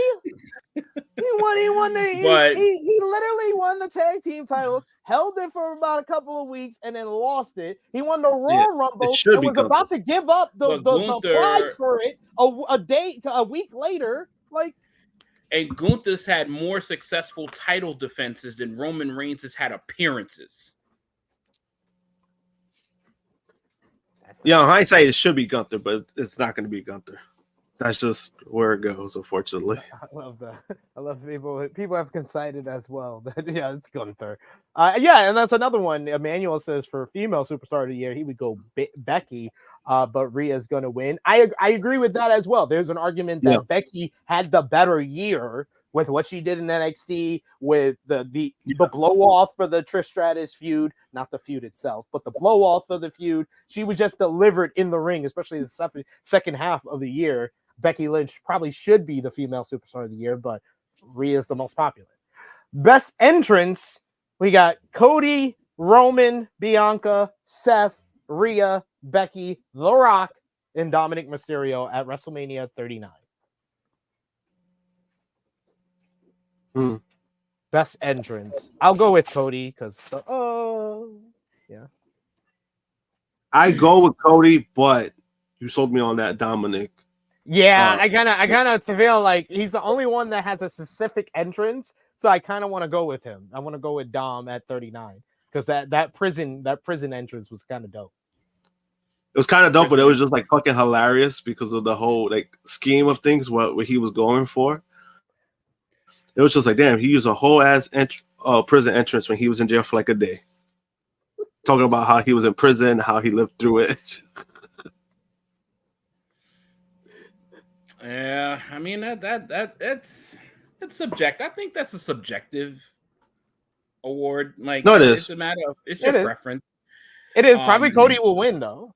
But I did absolutely love that SoFi. Whoa, that shit was. I can only imagine your fucking eardrum surviving that shit if you was there. Like, yeah, I would. That time, I think Cody would get it, and I wouldn't argue it if he wins it. So I would go. I'm gonna go with Cody. Return of the year. This is a 2-horse race, but I'll name everybody else: Naomi, Randy Orton, Nia Jax, and then The Rock and CM Punk. Return of the year. CM Punk. This is going to be voters based. This is all going to be voting. I'll go with Punk. Punk. You know, even though like Randy Orton's actually done stuff since his return. Like, we didn't say you had to do stuff. We he's just actually said done stuff. Return. But 100% CM Punk. It's Yeah, the 100% problem with CM Orton stuff was that when Orton came back, it was cool, but then it just got completely overshadowed with Punk. So like, it just kept going down the card. It feels like for Orton. the fact that Yep. anybody even can say in the same sentence that Punk is in WWE again. Like that's your award right there. Like if anybody said in any point of 2023 that CM Punk was going to be on WWE television, you were not watching TV over the last 6 or 7 years prior to that. You just weren't. And all of a sudden, at the end of the year, fucking debacle happens in AEW, and then he's back. Like, and Vince is gone, and he's back. Like, crazy finish to 2023, but it has to be CM Punk. It has to be CM Punk. Yeah, and people make a good points in the chat. Nia Jax has probably had the best post-return run out of those names. Yeah. The thing is that, she's had a great post run, but the way I'm voting my shit is going to be based off what the fans are going to do. And because it's a popularity vote, that's just what's going to end up happening. Yeah, it's gonna be either Punk or Rod. Faction of the year, the Judgment Day, Alpha Academy, Imperium, the Bloodline, Damage Control. I think the winner and who should win, the Judgment Day. I don't get how the fuck The Rock is getting a fucking nomination for this when he never left. Like he left. This is from last year's WrestleMania to this year's WrestleMania. September is the return. He had his return in September. He had a couple of more returns, but he's been here since September. September is the return. Brother Rock put himself on that nomination. Yeah, he said, "I'm the TKO boss. I'm going on that." Who's your faction of the year, JJ? Faction of the year. Faction of the year. That's got to go Judgment Day for me. That's got to go Judgment Day. Josh? By default, Judgment Day, because they do lose a lot. So, but by default. Interesting one here. Rivalry of the year. You got Seth freaking Rollins versus Drew McIntyre. Dirty Dominic Mysterio versus Rey Mysterio. Bianca Belair versus Damage Control. Roman Reigns versus Cody Rhodes. R-Truth versus the Judgment Day. Did they really put that as a fucking rivalry? Yes, they did. Out of those choices, I gotta go with Roman versus Cody. It's Pharaoh slaps, bro. They should have put The Rock versus Pharaoh. They should have put that. They fucking should have put. I want The Rock to cut a promo on Pharaoh. He's got to cut a promo on Pharaoh. He's already cut a promo on the mom. He's got to cut a promo on Pharaoh now. Oh, Jesus. I was like, damn, Rivalry of the year. What was the first two nominees again? Seth versus Drew, Dirty Dom versus Ray, Bianca, Damage Control, Roman, Cody, Truth, and Judgment Day. I'm gonna go with Dirty Roman. Dom versus Roman. I'm gonna go with Rock versus Roman, but I did like the Ray versus Dom stuff. Like I like the Ray versus Dom, but I am going by, like I just said before I asked the question. I am going by from WrestleMania last year to WrestleMania this year because this awards is being given out on Wrestlemania Sunday. Ray and Dom haven't done rivalry. Shit. Yeah, Ray and Dom haven't done some shit. Bullshit. Yeah, like they haven't done shit. No, but that's what I'm saying. Like, it ended at Mania. Wait a minute. Wait. Rivalries are fucked. Wait. So is this like your timeline, or is this like the timeline? I don't think they have specified the timeline. You see, that's the thing because if you put in Dom versus Ray, then I can understand that's starting from Royal Rumble. I'm going by when WrestleMania was a part of when the Slammies were a part of WrestleMania weekend, like it is being reintroduced here. It was from WrestleMania to WrestleMania. When they made the Slammies in December, then it was for the full calendar year. But now they put it back on WrestleMania weekend. It's the WWE calendar. You see, they got to make that fucking shit clear because it's like why are you putting that one?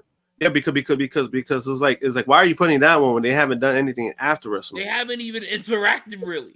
I'll give y'all a hint, guys. It's probably because WWE haven't had a lot of really good rivalries. They haven't had any. They haven't had a lot of really good rivalries this year, and they can't. Another thing, they can't name people twice. So they could have put Cody and Brock on this list, but they can't. They already put Roman and Cody. You know what? I'll say this. Fair point. And Roman and Cody, that doesn't even make sense. This whole nomination doesn't make sense because Roman and Cody have barely had any interaction. Nah. They put them back into play in like October from the Royal Rumble.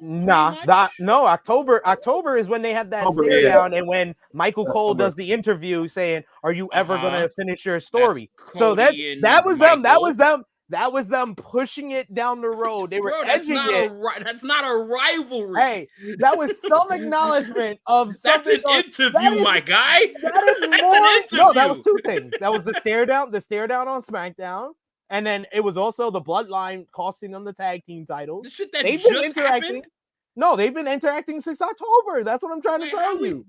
Oh my God, oh God, good Lord. So 2 standing interactions is a rivalry for a year?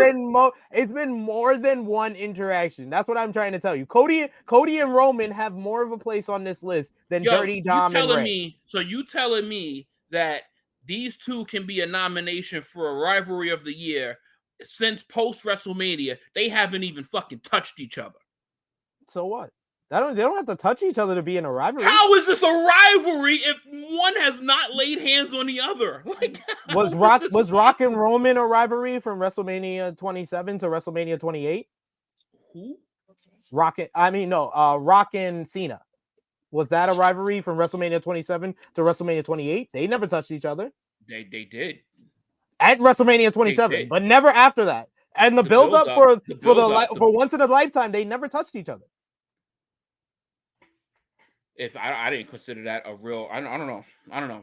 Listen, I guess y'all, you're thinking of it is different. No, I'm just presenting the fact of why they won rivalry. Cena and Rock won rivalry of the year.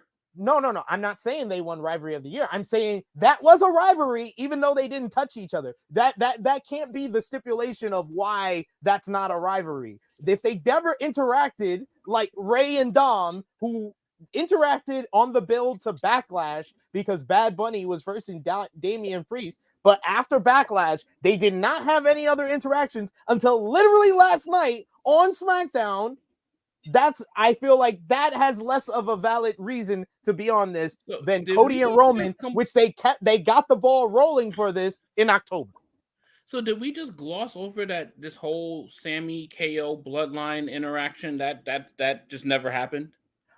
That's why I wanted to specify that this is WrestleMania to WrestleMania, because kind of Sammy and Bloodline ended at WrestleMania last year. This is some bullshit. This fucking. You know what? I know. I know. No, we're 100%. We are getting into a debate about WWE stupidness. But this is what I'm saying. This is that's the thing, though. They need to make that clear. They need to make that of this is horseshit. This can't be the timeline. This can't be. If you're gonna put Ray and Dom in there, that can't be the timeline. Yeah, we're gonna move on. NXT Superstar of the Year. I'm still saying Ray and Dom. Fuck that, because I'm gonna believe that them motherfuckers are gonna push that shit back to January. Ilya Dragunov, Carmelo Hayes, Lyra Valkyria, Tiffany Stratton, Braun Breaker. I'm gonna go with Carmelo Hayes here. JJ, I'm gonna go with Carmelo. Carmelo. I'm going Carmelo. Yeah.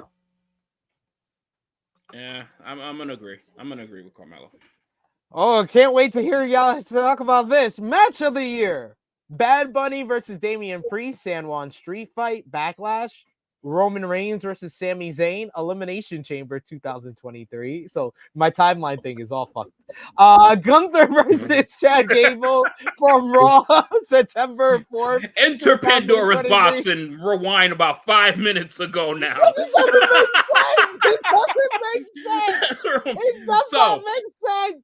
How is the Elimination Chamber on this? So Josh, our Dom and Ray pick stands. No, but this is not. It's not a January to December 2023 thing, because Return of the Year has Naomi, who returned at the Royal Rumble in 2024. Yes, and so this doesn't make any sense at all. So, all right, but let me continue. Gunther versus Chad Gable. The TVA is about to rain down on this shit. The Sacred Timeline's all fucked up with the Slammy Awards. Asuka versus Bianca versus Charlotte from SummerSlam 2023. Charlotte versus Rhea, WrestleMania 39. So really, the only real search, we could throw that SummerSlam triple threat out of here. Bad Bunny versus Damian Priest. Roman versus Sammy. Gunther versus Gable. Charlotte versus Rhea. Who you got? 100% my favorite of the entire my favorite WWE match of the entire year was Priest and Bad Bunny. Like, I don't give a fuck if it's the best, but that was absolutely my favorite, so I'm picking that. I thought the best match was the triple threat at Mania with Gunther, Drew, and Sheamus. I don't think that was on, right? That wasn't a choice. Nah, should be on this. That was their best match. Crazy. That was their best match. Crazy. That was probably match of the year for them. But within the category, I'm gonna go with Rhea and Charlotte because I thought that was the second best. I thought Rhea and Charlotte was in the top 5. That's the only one that I think that I have in the top 5 that's included on this list. So yeah, that's my choice as well. I'll go with Rhea versus Charlotte. OMG moment of the year. You have Ray punching Dirty Dom from March SmackDown before WrestleMania last year. So once again, my timeline thing is fucked. You see, CM Punk returns. TVA is coming, bro. Well, no. This is the one that's really gonna fuck you up. When I read you the dates. So the first one, Ray punches Dirty Dom. The March 24th, 2023 edition of SmackDown. So 1 year ago. CM Punk returns to WWE Survivor Series 2023. Io Sky cashes in Money in the Bank SummerSlam 2023. The Rock slaps Cody Rhodes WrestleMania 40 press conference. Damage Control turns on Bayley, the February 2nd, 2024 edition of SmackDown. And Cody Rhodes slaps The Rock, the March 8th, 2024 edition of SmackDown. What is your OMG moment of the year, Josh? What are we doing? Like, what? They said the year, like, what? These dates. That's confusing. That's confusing. But then also, I think what they should have done was that if you're doing the whole Rock and Cody slap thing, that too should be one thing because that happened. Like, I think that was an overall great thing for both guys. I think that should be like one like pick. But to do two different ones, that's a little weird to me too. But the timeline is all fucked up. So I don't even know. It's all fucked. So you telling me just a grown man slapping another grown man is a Then you have CM Punk's return. But then it's like, what was the point of having CM Punk's return, like as in like the biggest return, and then you have that like so Punk could get 2 awards. Punk's getting 2 awards I guess, for me because that is the I'm going with that. Yeah, that is the OMG award of CM fucking Punk returning. I'm going Punk. Yeah, like he's gonna get 2 awards for the same. You telling me thing. A fucking nomination is gonna go to a grown man slapping another grown man? Like, oh my god, The Rock slapped Cody Rhodes. Top mode for the year. For that. Social star of the year, you have Grayson Waller, Logan Paul, Drew McIntyre, Chelsea Green, or Liv Morgan. I gotta say it's Drew McIntyre over the last couple of months. I'm gonna go with Drew just because Logan's Twitter game sucks and he's kind of a pussy because all he does is cut off his comments. So I'm gonna go with Drew. It'll probably be Logan Paul, but I say Drew's Drew. been killing it, bro. Drew's been killing it. Like I got to, man. Yeah.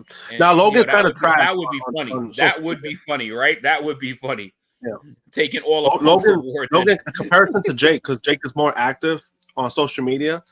Logan is like he tries to stay low, but then when he does comment, he shuts down comments and all this shit. So even on social media, he's kind of trash. Like he's not like that. You gotta give a man his flower. You got to give a man his flowers when he can hear him. And yo, Drew has had a phenomenal year. He's had a phenomenal year. Like this character work is the best of his career. And then last one, breakout superstar of the year, Jey Uso, Tiffany Stratton, Pretty Deadly, Dragon Lee, and Are LA you Knight. fucking kidding me? Are you fucking kidding me? They put Pretty Deadly in this shit. Yeah, they wanted to get. They wanted like twice. so desperately to put a fucking tag team in there. Yep. Like, oh my god! And they didn't think to fit the creed. So they said, you know what, Pretty Deadly. But who you got? Breakout. I gotta say LA. It's gonna come down to LA Knight and Jey Uso. I'll say LA Knight. I'm gonna go with LA Knight. Prince said LA Knight as well. That is tough. But I'm gonna go Jey Uso. I'm gonna say Jey Uso because I think Jey Uso's had much more bigger moments than LA Knight has, even though LA Knight's catchphrase is much more popular. But Jey Uso's turned up this year. Like Jey Uso has turned up. And if you want to go calendar year, last year, he main evented WrestleMania, he main evented SummerSlam. Like Jey Uso has been that dude. We got next from Raw, coming out of Raw, someone that was there that was under AEW contract, guys. As some may already know, Matt Hardy and his wife, Rebby Hardy, were in attendance at Monday's edition of Raw, which was held in Hardy's hometown of Raleigh, North Carolina. Hardy was watching the show from the skybox, and his wife shared a clip on TikTok of fans lining up to take photos with the former WWE superstar. Fightful Select has an update on AEW talent, Matt Hardy being at the show. Fightful in the report note that it's not the case that Hardy was there to meet with WWE. Hardy was at the event since the show was close to where he lives, and he was reportedly just there visiting. Additionally, a friend of Rebby's reportedly invited the couple to use their suite at the PNC Arena to watch Monday's Raw, and the Hardys were said to have been at the event for about 90 minutes. The wrestler is still under contract with All Elite Wrestling, and the deal is set to expire at the end of the month. Also, Hardy recently said on his podcast that he's in the midst of negotiations with AEW. In terms of his upcoming appearances, he has a live edition of his Extreme Life of Matt Hardy podcast during WrestleMania week at the Monster Factory in New Jersey, and he's also scheduled to appear at WrestleCon and the Square Circle Expo. Do you think we get a Matt Hardy or Hardy Boys return to WWE in 2024? Josh? No, I think he stays in AEW. JJ? Nah, I've been there, done that. Nah, so I think because nothing's gonna be bigger than 30 what they did in 33. Like nothing's gonna be bigger than that. So anything that's after that is they're just chasing nostalgia if they come back again. So just finish your run, have a form of relevancy, and try to push for a little bit more relevancy in AEW because what they've both been doing over there, but neither one has been like able, whether it's physical or mental. Well, I felt like Jeff was getting there, and then he got injured. Like that's always the problem. Like that's always like Jeff was getting there because they were doing. But that wasn't his fault. Why he got? Yeah, exactly. Like his that shit looked nasty. Mm-hmm. That shit was nasty. That was all on Sammy. That was nothing to do with anything. Jesus Jeff Christ. Yeah, so like they were doing something with Jeff, like he was turning heel slowly, and then all of a sudden he got fucking injured. Like It's unfortunate, but yeah, they should stay in AEW. Just keep him there. Just keep him there. Especially Jeff's. Yeah, I think he kind of just burned his bridge with WWE the way that he left, and he basically left on purposely. I just don't see that being repaired. We got a Super Chisholm Super Chat donation from Will Chisholm. Thank you so much, Will. He says, so did The Rock have LDS when the DC stuff happened? Apparently so. He had little dick syndrome. Time. That's what I feel like. This is at a great level. The Rock, Roman, Cody, Seth stuff. I think it's at a great level. It can become an all-time legendary level when someone says something about DC to The Rock. Yeah, because that's like they one should. in the chamber that I feel like no one's gonna use because The Rock is very sensitive about that. Yeah, just don't let that be Seth because he's gonna fumble that shit. And it was like such a really bad thing to happen overall. That is like, that would legit piss off The Rock. I think on a professional and personal level. So I don't think you want to do that. Yeah, that's what I said. It's not gonna happen. But that's when we're really gonna be cooking, brother. Really. I think you only do it if The Rock approves it and he's aware of it. I think that's when you do it. But if he's not aware and you just shoot it out there, forget it. Like, you're done. All right, guys. So we talked about people shooting. Now we got some injuries to discuss real quickly here.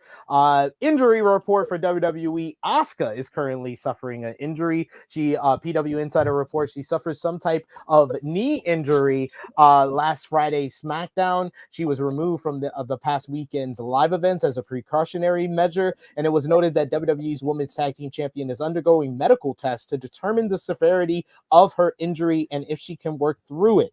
Meanwhile, PW Insider reports that Raquel Rodriguez has been pulled from the active roster in WWE and is out of action. Her last match was against Chelsea Green on the February 26th edition of Raw. Prior to that, she was just returning following a battle of mast cell activation syndrome, and she previously worked Elimination Chamber even after a flare-up. It's unknown if her current hiatus is due to her condition or an injury. So hopefully the best for both Raquel Rodriguez and Asuka. But that is not the last time we got to talk about Asuka here, folks. Asuka was in the news for another reason, and that reason was a certain Bill Goldberg.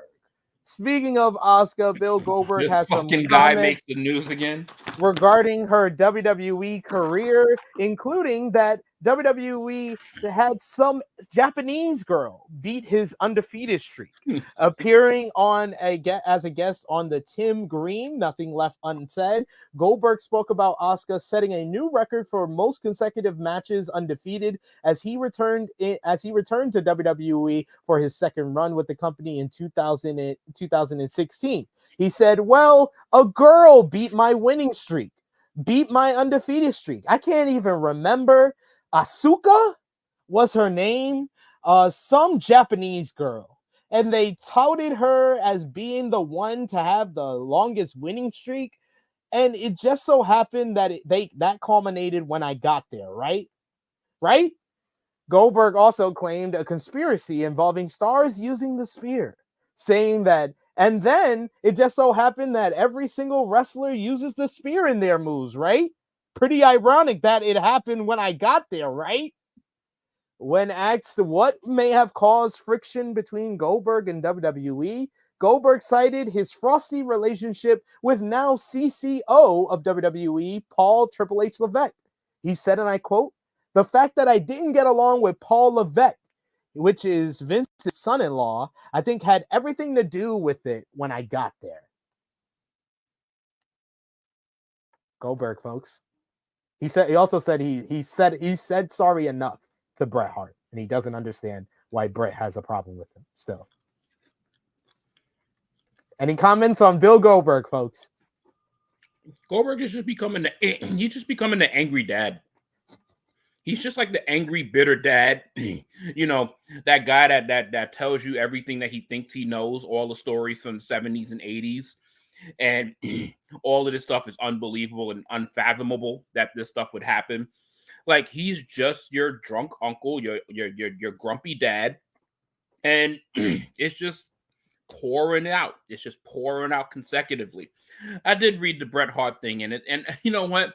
As much as I don't care about Goldberg at all, really, but I kind of was understanding what Goldberg was saying. Like I did understand that part, because it was like, yo, he has been saying sorry to Bret Hart for like 15, 20 years already. He's been apologizing until his fucking face turned blue. Like, he has shown like over year after year after year, and it's Bret Hart still hates that motherfucker with every fiber in his soul. There's nothing you can do. There's nothing you can do. That's it. And then it's like, yo, what else you want me to do? I've done, like, he intentionally tried to hurt that man, and he pulled off a bad kick, and this shit happened. Like, I'm not saying shit happens, but shit happens. It's wrestling. You know, like, Goldberg, it just happens to be like one of the roughest wrestlers in the history of the business, and he probably does no active training in any of this stuff, because clearly what he did to the Bret Hart almost captivated years later in his fucking damn near execution of The Undertaker on live television. Like, there's no practice with this guy. He just goes. That's why he's like that drunk dad. He's like that angry old man. And he's like, it is what it is. It's what happened. Asuka won my streak. Like, Asuka killed me. I was in racist. Stitches. Oh my God, it's so racist. That's so racist. Some Japanese girl. Yeah, it's all of that 80s, 70s, and 80s, like, classic white man talk that you just hear. It's like, yeah, we've all been down this road if you're older than 15 years old. Why is everybody, like, those old grifters always more racist to, like, Japanese people?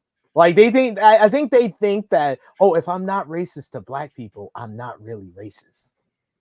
I think that's the new thing. I think that's what there's something in their brain. Because I'm tired of them thinking they better than us. So weird. Any comments, Josh? I mean, Bret Hart was right.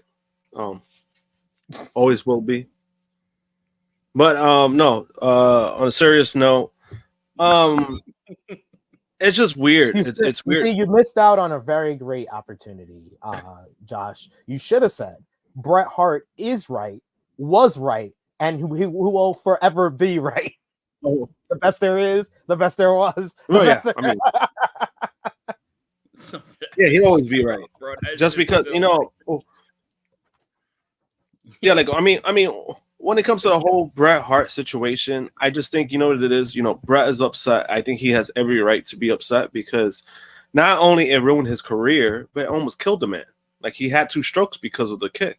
Like, he had 2 strokes. So the man almost died, you know, from it. So it's not like, oh, man almost killed him. Like, he legit almost killed the man. But, and in Bret Hart's case, he's not asking for he's just like, he makes it clear that he hates Bill Goldberg. There's nothing Goldberg could do. And I think that's okay. Like, he's not saying like, oh, yeah. Like, you know, like, he's not saying like, oh, Bill needs to come to me and apologize to me in my face. Like, he just don't give a fuck at this point. He's just like, fuck Bill Goldberg. Yeah, that's what I appreciate about Bret Hart. That's what I appreciate about Bret. He's kept the same energy for 2 decades, bro. He's like, I'm still be here saying fuck Bret Hart. You can also understand that goes like, yo, bro, I can't say sorry anymore, bro. Like, no, I get it too. Like, I get that part too. Fuck you, but it's just fucking old bitch. And that's what one thing that people can't say. That's one thing that nobody can say about Bret Hart, is that Bret don't keep the same energy, because he's always has for anything, for anything, right? But in regards to his comments with Asuka, I just think it's more. This is just me trying to see what it is. I think this is just Goldberg being bitter about him not returning to WWE, because when the whole thing was going on with Asuka, when they were making the streak a thing, he was on board. He was praising her. He was like, congrats, Asuka, you know, like, you're carrying a mantle. He was praising the shit out of her when this happened. So I think this is just Bill finding something to just be bitter about, because when, you know, he was supposed to, he never had like his so-called proper retirement that he always wanted. He never got it, and he's probably he's not gonna get it now because he already burned that bridge completely. He fucking nuked that bridge, right? But I think it's just him being bitter. I don't think it's anything. It looks bad because what he's saying about Asuka, like that Japanese girl, and he got her name wrong. I think that was on purpose. I think all that shit is on purpose because I think he's just bitter about how things went sour between him and WWE. That is fair. And also what he's realizing, he's in that realization phase that the WWE don't need him. They don't. And they haven't for a very, very long time. Even when he came back, they didn't need him. Even when he came back, they didn't need him, to be fair. And like, what makes him mad is probably even worse. AEW don't need him either. No. They don't. We have a Super Chisholm donation from Will Chisholm. Thank you so much, Will. He says, that man said some Japanese girl broke my streak. Good thing he didn't see Jade AEW run. He'd be saying some tall black girl trying to break my streak. SMH. He would have said some tall jigaboo, some tall porch monkey, or some shit. Like the way he talked, like I was very scared he was gonna say some Jap girl. I thought he was gonna say that. I was like, oh shit, he was gonna be in even more trouble. He would have probably came off and said, like, first of all, I support black people, but there should be no girl. He would have started it like that. He's like, first of all, I want to say Black Lives Matter, but I support black people, but there should be no one in that company breaking that kind of guy, especially a woman. Especially a woman. We also got Chuck Berry's. Chuck Berry's with a super chat. You know that's how he would have did it. He would have. Super chat donation. Chuck Berry says Goldberg equals sour grapes. I didn't say it better myself. Yeah, like at this point, it's just Goldberg just talking shit. Yeah. It's just him being better. Again, it's just him being better because he thinks he deserves a retirement match, even though he came back like 100 times. Like, it's just him being upset. Yo, and I think I said this to you when we were in Greensboro. I was like, if Goldberg's run had ended after WrestleMania 33, we'd be saying Goldberg had one of the greatest final runs ever. Yeah, I'm sorry. That comeback against Brock at Survivor Series, winning the Universal Championship, and then losing in one of the best 5-minute matches ever, that would have been one of the best ever. That was your send-off. The WrestleMania 33 brawl was your send-off. Because that shit was a fantastic, like you said, 4.5 minutes. And then he had some rough spots. He had some rough spots. He had that Roman terrible match with Roman. He did have a great match with Lashley. Like, that was a fun matchup, and that was long too. Like, that was pretty fun. He had some great moments. The Dolph stuff was great because he looked good, and then Dolph, really sold for him. Because they just made that a squad. Yeah, exactly. But then after that, it's like you could pick a part two. After that, it's like, him beating the Fiend. Should that have happened? I don't know. I don't think that should have never. No. Yeah, that should have never happened. Again, and you go back to the Roman match. That was fucking horrendous. It's just, after that, it's like it has some good moments and it has some really horrific. Oh, and then I don't even mention the fucking Undertaker shit. Like. Oh, yeah. I mean, that was the most embarrassing. Yeah. So almost executed him. Almost executed the man on live TV. Almost fucking broke his fucking neck. The kind of like segue to that, like there, and this is the most obvious answer, but I just want to answer it for you on live television, Mr. Senior. When you make a business decision that goes against you, it can, it causes a bad emotional reaction, and you can be like bitter for a long time. But a bad business decision can be recovered through what you do. Bret Hart moved on. Bret Hart did what he needed to do. I'm just saying that was all emotional and politics what happened with him. Bill Goldberg took the man's career. Yeah, that like that's He what I'm like. took I'm the like man's I'm career. very much confused No, that's by not the apparent. question. No, No, because sometimes people nerd, legit think this. that's why I'm worried that Senior Nerd is actually asking this question, because I think Senior Nerd is very smart. But there is a very much a difference from Michael Jordan is on the Bulls, and then Jerry whatever the owner says you're no longer on the Bulls. Michael Jordan can still go play for the Miami Make Heat. decisions. He can still go do play things. for the New York Knicks. It is much different from, say, one of the bad boy Pistons clips Michael Jordan, breaks his knee, and he never plays again. That's the difference. I had to come up with an analogy, and I had to think it over as everybody else was talking, but I had to get that out. That's the difference. It would be as the owner of the Bulls taking him off the Bulls or screwing him, and he doesn't win a sixth championship, and then he has to leave the Bulls, and he could still play for another NBA team, then another player taking him out of the game completely. There is a big difference between the two. Yeah, and Brett had 2 strokes from it. Like, stroke alone could fucking kill you. He had his first stroke. That basically ended his career. And I think when he was thinking about coming back or like doing something, he had another stroke. So, and that completely just shut down everything. So again, the comparison is a little weird just because, again, it has to do with like a work thing. Brett went somewhere else and he was making more money. Yeah, but that wasn't the point. And then, even that took a long time for him to get past everything. Over a decade. That took a long time. Yeah, that took a long time itself. So it's not like, he forgave them like the next day or something. It was years we're talking about.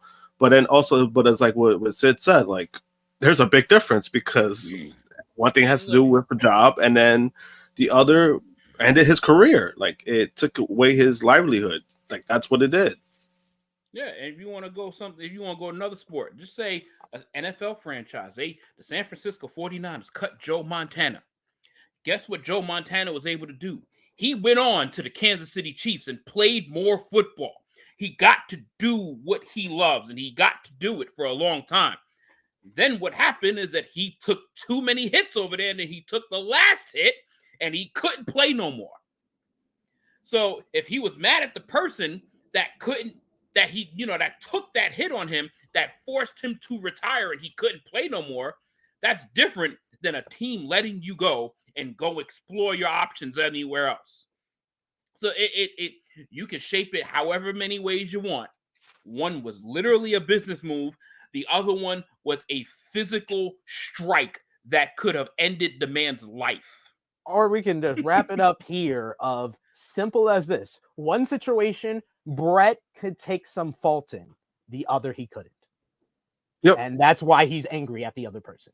But finally, our final show that we got to cover here, NXT, the show did 569,000 viewers. The show featured Trick Williams defeating Noam Dar in a good main event matchup. Post-match, it was Carmelo Hayes who set up a sneak attack with his hired security on his opponent and former best friend ahead of NXT Stand and Deliver to stand tall at the end of the show. You also had Ilya Dragunov and Tony D exchanging some words as Tony D was bragging about the new status of the family, while Ilya Dragunov said that he will not be ready for him at Stand and Deliver. Roxanne Perez picked up a win over Tatum Paxley. Post-match, Lyra Valkyria returned with her arm in a sling, leading to Roxanne taking advantage and leaving her laying. Lyra would later ask Ava for an NXT Women's Championship match against Perez at Stand and Deliver. Meanwhile, Drew Gulak beat Riley Osborne to retain the NXT Heritage Cup. And then on the tag team side, you had Axiom and Nathan Frazier defeated No Quarter Catch Crew in a fun opener, while the OC beat Hank and Tank for both Axiom and Nathan Frazier, as well as the OC, to advance to the NXT Tag Team title #1 contenders matchup. But can't talk too much about NXT this week because there was some big news from WWE, but not in WWE. The wrestling world was shocked this week when Josh Barnett announced that WWE superstar and former WWE Women's Tag Team Champion Shayna Baszler will appear on Josh Barnett's Bloodsport 10 coming up on April 4th during WrestleMania weekend in Philadelphia. She will go one-on-one with former GCW World Champion Masha Slamovich. WWE may have started a trend by allowing Shayna Baszler to work this event during WrestleMania weekend. In the latest Wrestling Observer Radio, it was noted that other independent promotions have contacted WWE about possibly getting talent to work their events in Philadelphia that weekend. It's unknown if it will work, but they are hoping to have the same luck that Josh Barnett did when he personally contacted Triple H about Bloodsport. It was noted that these promotions hadn't been able to secure AEW talent, although some are still working that weekend, like Billy Starks, Brian Keith, and Nick Wayne. Those three are all set for the DDT show during WrestleMania weekend. Meanwhile, AEW wrestlers are also rumored to be working Bloodsport, mixing it. It will be a mix of AEW and WWE talent on this show. Those announced so far include Shayna Baszler for WWE. You also have Johnny Bloodsport for AEW/ROH, Josh Barnett, as well Lady Frost, Marina Shafir, who work for AEW. And there are rumored to be more WWE talents working Bloodsport. And it should be noted that Josh Barnett personally contacted Triple H because the two are longtime friends, and this paid off for him in this big move here. So, man, bravo to Josh Barnett. He picked up a coup in booking a WWE star for Bloodsport, because I can't wait to see. I can't wait to see a Shayna Baszler match, and I did not think I would say that in 2024. This is getting Masha, so that's going to be fun. And Masha that weekend is facing Shuri from Stardom for the GCW, JCW versus the World. She's looking like she's going to be the Speedball Mike Bailey. What Speedball did 2 years ago and last year, it looks like Masha's going to do that this year. But I also think that this is something that they should consider. If you're not using your talent, I think they should be doing some of the independent shows, because again, I think that's good publicity. That's good. That's a good look at them. It gives more eyes to them, and this is something they don't do, right? For a long time, for fucking almost a decade, they've been trying to get rid of WrestleMania week within the indie scene, because the indies, they take advantage of it. WWE's been trying to get rid of that for ages, and they've been unsuccessful. So might as well just work with them. Embrace and it. This is the best way to do it. With the whole Josh Barnett stuff, I was a little surprised, not because I already knew Trips and Barnett were cool with each other. It was just another layer, just because Dana White and Josh Barnett hate each other completely, and that would have been hilarious. I was like, that's why it's a little bit more surprising to me, just because, again, they're all associated because of TKO. So I thought that would have played a factor, but it seems like it's not going to, which is a good thing. But because this is something I did bring up on Wednesday, and I was just like that they hated, Dana White cannot stand Josh Barnett. They fucking hate each other. But then again, Dana White hates a lot of former MMA fighters. He has a big list. So it's if he holds on to that, you're never gonna do business. But this is a good move. I think this is something exciting. Did Bloodsport need a Shayna Baszler? No. But to add her, that's big, because it's oh shit. You're getting a WWE superstar added to your show, and that's never been done. Yeah, I agree with you there. Senior Nerd saying, I'm not taking sides, but Goldberg has apologized to Brett since the kick in the head, while Brett was super bitter and angry over the screw job. Shawn Michaels and Vince McMahon apologized too. Yeah, they moved on. You have a right to be angry at both. Why are we still talking about this? Yeah, he has a right to be angry at both of them for valid reasons, but we were both valid. Yeah, I kind of explained to you why Goldberg apologizing doesn't mean anything, because he did Bret Hart wrong. Bret Hart did nothing wrong to him. That's simple. We just went through the physical and the business side of it, and there's still questions. Sure, I guess. I think he just had tunnel vision on that comment. We got Annika who says this match is gonna hump, talking about Shayna versus Masha. We got Nate Milton who says good move, and realistically, WWE needs all the positive press they can get, even given the other big story surrounding the company.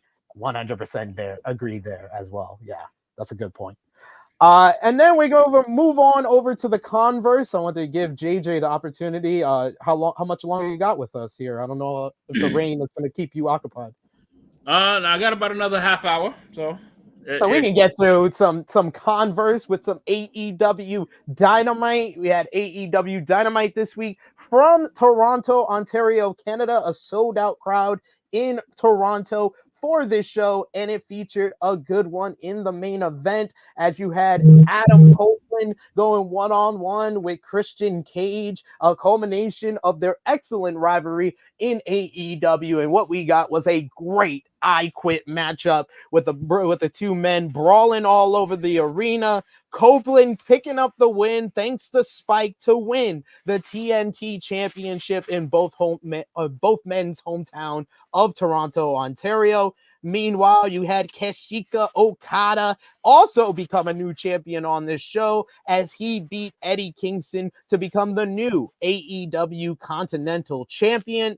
Post-match, Pac came out to make it clear he is going after the title as well. Then you had week 2 of Mercedes Moné in AEW. She kicked off the show for the second time, discussed her unfinished business with Willow Nightingale before Julia Hart and Sky Blue interrupted to get a measure of revenge for last week.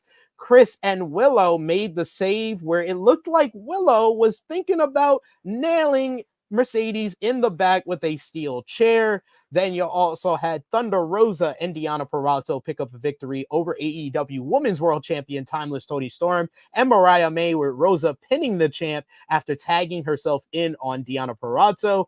Hook got the win over Chris Jericho, which was about half a good matchup. They should have just had Hook suplex him the whole match. That would have made for a better match, in my opinion. You also had Will Ospreay. He cut another splendid promo where he talked about filling Bryan Danielson's shoes that were too small for him, bruv. He then basically said, anything you can do, I can do better by challenging Katsuyori Shibata for next week's show. Swerve Strickland picked up a win over the Butcher and then called out Samoa Joe, who was going to give him what he wants, until Don Callis came out to interrupt to propose Swerve go one-on-one with Takeshita next week to determine the number 1 contender for the AEW World title, and that was made official. JJ, Josh, either one of you, what did you think about this week's Dynamite? Is this another run of another really good show for the company? I think it was. It was. I really enjoyed it. Kazuchika Okada winning the Continental title, I thought that was a great move. Putting their dick on the table, like he's been here for what, 2-3 weeks. He already has a belt. Like, might as well. Like, he's bringing. That was a good move. The Mercedes stuff has been good so far. The only thing I would say, it has nothing to do with AEW. It has nothing to do with that. What the fuck is going on with the Observer? Like, saying like all this stuff about Mercedes and like how everything in AEW has been feeling like WWE lately. Like, what? Like, it's just Dave. Dave has just been reaching. He's been reaching a lot this year. No, both of them have. Yeah. Dave and Brian always reaches, but Dave has been doing it a lot more. I would say though, this week I wouldn't say it was a big positive for Mercedes. It felt too much of the same this week. Yeah, it's the same as like last week, but I just don't see like the whole like what they're going about. It's just a little weird to me. But I mean, overall, it's another strong show. And so Brian said about the I Quit match. That was WWE booking. Yeah, I saw that. I was like, what? I was like, what the fuck? Like, Edge kicked the man in the dick like 4 times, and it almost used. Where do you see that in WWE? Like, the fucking match was violent. It was blood all over. Where do you see that in WWE that you're saying that it was a W? But yeah, MJF and Jay White, that was WWE booking. Like, that whole angle for Full Gear, that was WWE booking. But I was like, I don't know, like that. I thought that was a reach, but that was a good match too. The main event, that was like that was great. And the fact that he used that, and then that was the way that Christian quit the match. That was great. But overall, that was my nitpick on AE Ramble. I thought that the better finish is Christian gets hit with the spikes in the balls and he quits. while his other sons are handcuffed and have to what? He gets castrated in front of his other sons, and that's how he quit. Ed's going to try to kill him afterwards. I was like, nah, you should have ended it 1 second earlier. 1 second earlier would have worked out. And they also missed because when he gets hit in the balls, he said go. He didn't say no. He said go because he was going to say the line, go fuck yourself. How we started the whole thing. At least if you're going to do that finish, let him say the line. Yeah, I can see that. I still enjoyed it myself. No, it was inarguably an excellent match between the two. Like I said, I would have had the finish. Yeah, like I can see that, and even though I kind of knew that wasn't going to be used like the way it was, so I was like, that was the way you were going to do it. I guess that was fine, but I mean, again, it was another strong show. The company's been hot again, and I just wish the ratings would reflect that, but ticket sales have been back up. I think you guys I think AEW fans kind of just have to accept it. It is what it is. Yeah, just accept. It is what it is. Me too. 800. No, I mean, I've had for a long time. That's the TV audience. 800. Yeah, like I have for a long time. I accepted it, but I think people are gonna find ways. That people are gonna reach. People are gonna bitch about it. But I think if they're doing what they're doing, I'm saying even so, even the stuff that they're doing is again, this is the whole reason why they're considered an alternative, and I think they're hitting on that. Right, they're hitting on that. They're doing the great matches. They're doing the great angles, right? And then one of the things I was going on about was they're so stuck on this whole bullshit thing about we need stories, we need angles. They do have stories and they do have angles. They've had more stories now than they've had when they first started. So I was to me, I always feel what's the difference now? You know what I mean? That's how I view it.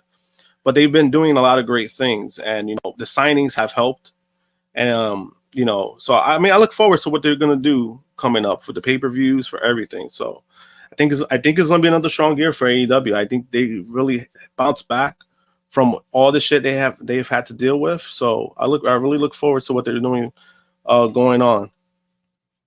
JJ, any thoughts on Dynamite this week? So that's the thing we talked about a while ago. Is just that I think the fact that I love the fact that if it's one company that's stepping up, it's making the other company step up even more. And in this case, it's I feel, and it's just my opinion, I feel like WWE has forced AEW's hand. Yo, step the fuck up. And 1,000%. AEW has absolutely elevated. And getting fucking Okada, Ospreay, Mercedes Monae, and having involvement with all of them on a weekly basis and in meaningful stories. This is only the second week we've had Mercedes Monae on AEW TV, and they're already starting to get to business. So I obviously her promo is listen, no one in the history of paying attention to Sasha Banks on TV has been yo, she is the best promo in the business. She can talk, but we're not there. It's good to just see her back on television. It's phenomenal to have her back on TV and look very important. Yeah. So positive there. I love the main event where you have the whole fucking Toronto crowd doing the entire verse. I love that when they create moments and they create the moment and then people want to try to gloss over on something that didn't happen or didn't transpire. I think then the insertion of Will Ospreay and Bryan Danielson and their fucking mic work and their what's gonna happen at Dynasty, they're creating moments, people. They're creating moments just as WWE is creating moments. And thank God there's this wonderful time in professional wrestling that we can actually acknowledge and praise both places. Because I think they're both doing really well. just because WWE is still king in the ratings, and that is just gonna stay that way. It's just gonna stay that way, especially with the star power that they have there now.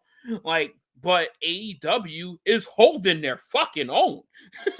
Like, and there's not much more to say after that. Like AEW, the look I actually like when AEW and this is the look of the show needed an upgrade. They gave it an upgrade.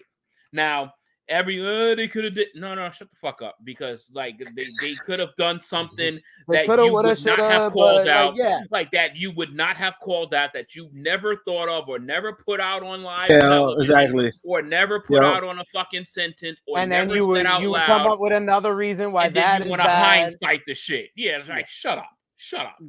like we know who y'all are now. That is just finding reasons to critique AEW. But yeah, I agree with you guys that there is a lot of things that they are doing right now, and it's very exciting to see. I was only surprised that there was no bump for Mercedes being on the show the last 2 weeks. Like, I could say last week, okay, y'all didn't promote her, she was more of a surprise. This week, I thought it would be up a little bit more, and it was the same number. So I am surprised there was no initial bump, because everybody coming to AEW gets the initial bump, and it seems like Mercedes did it. But she's having an effect on their live ticket sales, so that is something they had to address as well. So, and they've been doing that. It's helping something. I'm glad. They went from 9K last week, and then they sold out. That arena was over 6K. Yeah. And I think Dynasty is also doing well. They've sold over 5,000 tickets for St. Louis. Like, that's positive. That's a good thing for St. Louis. I mean, who wants to go to St. Louis? Like, who are you going there for?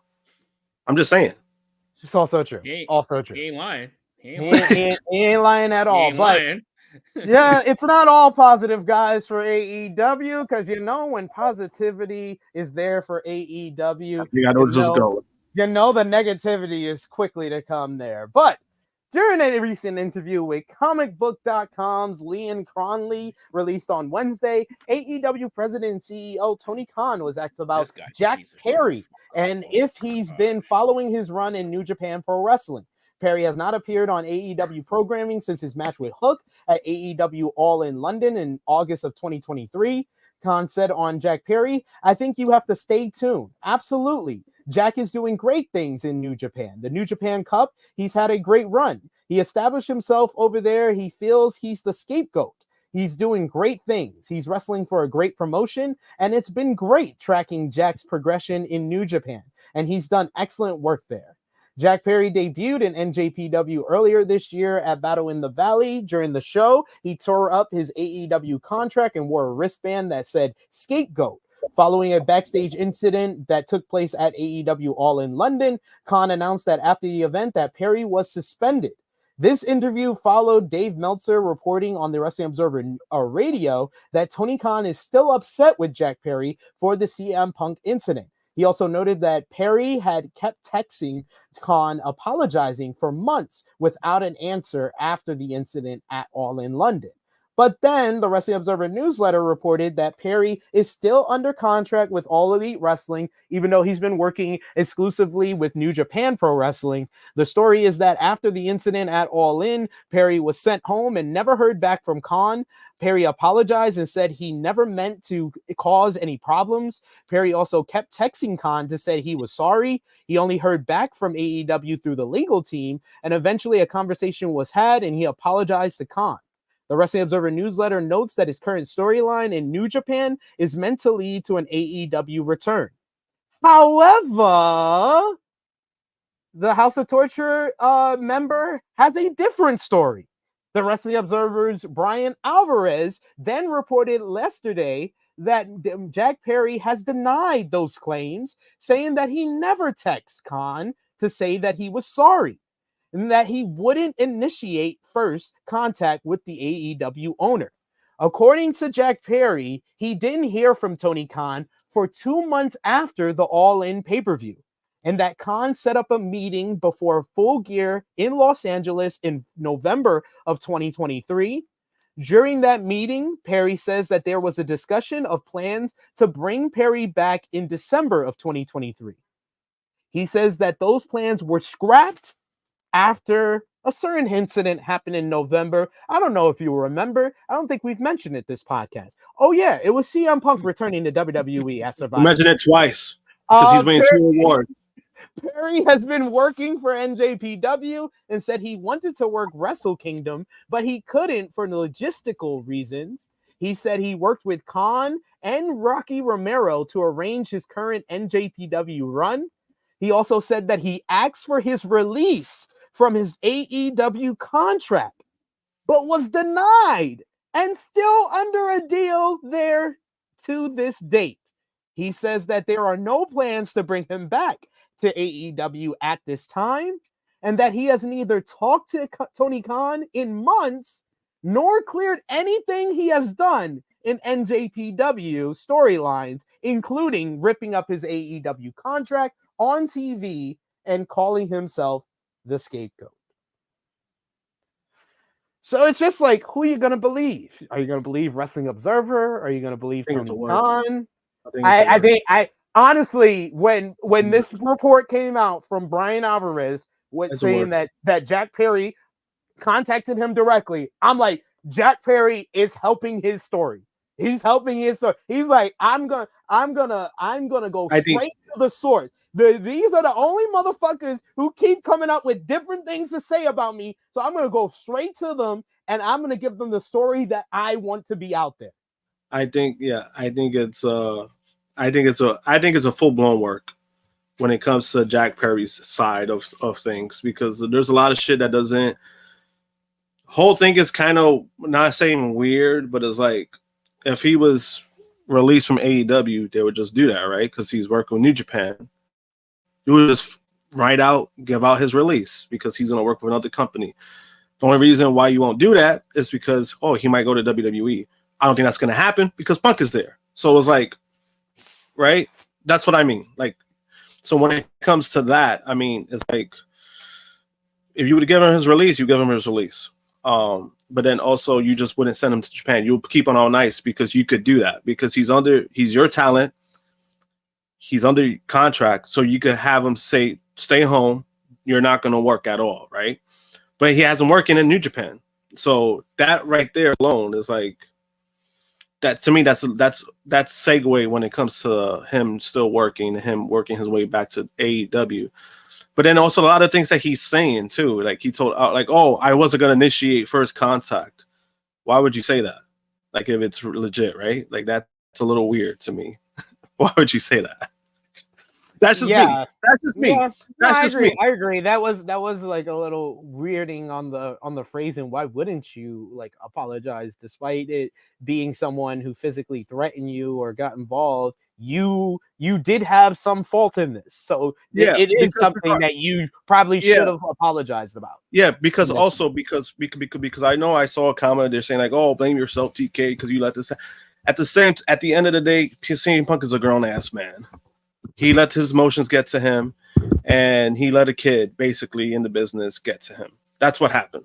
So that it's still on Punk, but everybody has fault in it when it comes to those two.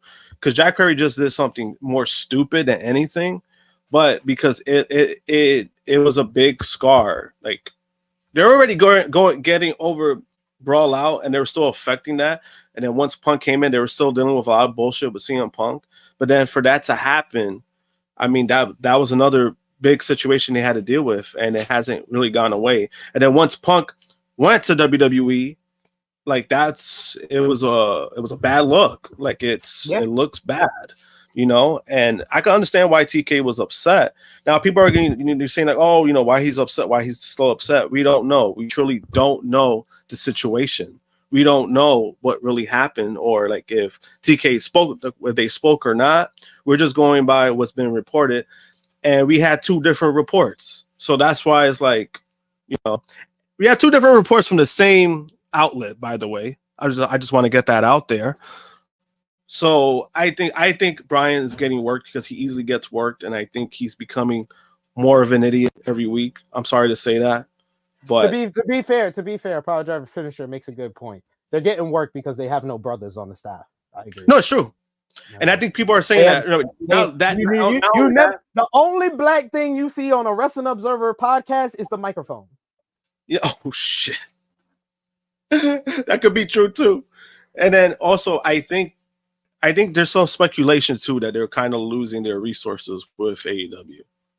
Like, I don't know if that's true or not, but they said people are starting to feel like that's the reason why too, because a lot of the shit they've been saying has been pretty negative, but they flip flop. Remember how morale's great in the locker room, and then all of a sudden the next day, people are frustrated with their storylines. So it's like, wait, you just reported one thing and now you're saying another thing. Same thing yesterday. Dave reported one thing. Yeah, this is his way to get back into the AEW, and then TK basically confirmed it. And then all of a sudden, Jack, I never said this. I never apologized for anything. It's a work. I think that part is a work, and I think Ryan Alvarez is getting worked. Yeah, and presenting it as the facts or an interview. Bullshit. JJ, any comments on the Jack Perry situation? I think you're muted, sir. You're muted. I think you muted yourself. My bad. Yeah, I did. I think Josh pretty much covered it all. But I mean, come on. I mean, read between the tea leaves, guys. I mean, AEW and New Japan has a relationship. like that's what I'm saying. Though. Why is this so hard to dissect? Like, so you think that New Japan is going to burn their bridges with AEW and have a talent go on television and rip up their contract, and it be Jack Perry? Out of all people. Jack Perry, Jungle Boy, that he's going to be the one that breaks kayfabe all entirety for New Japan, and it be him? Come on. Guys, like, this is not that hard to dissect. Like, it's not that hard. Like, the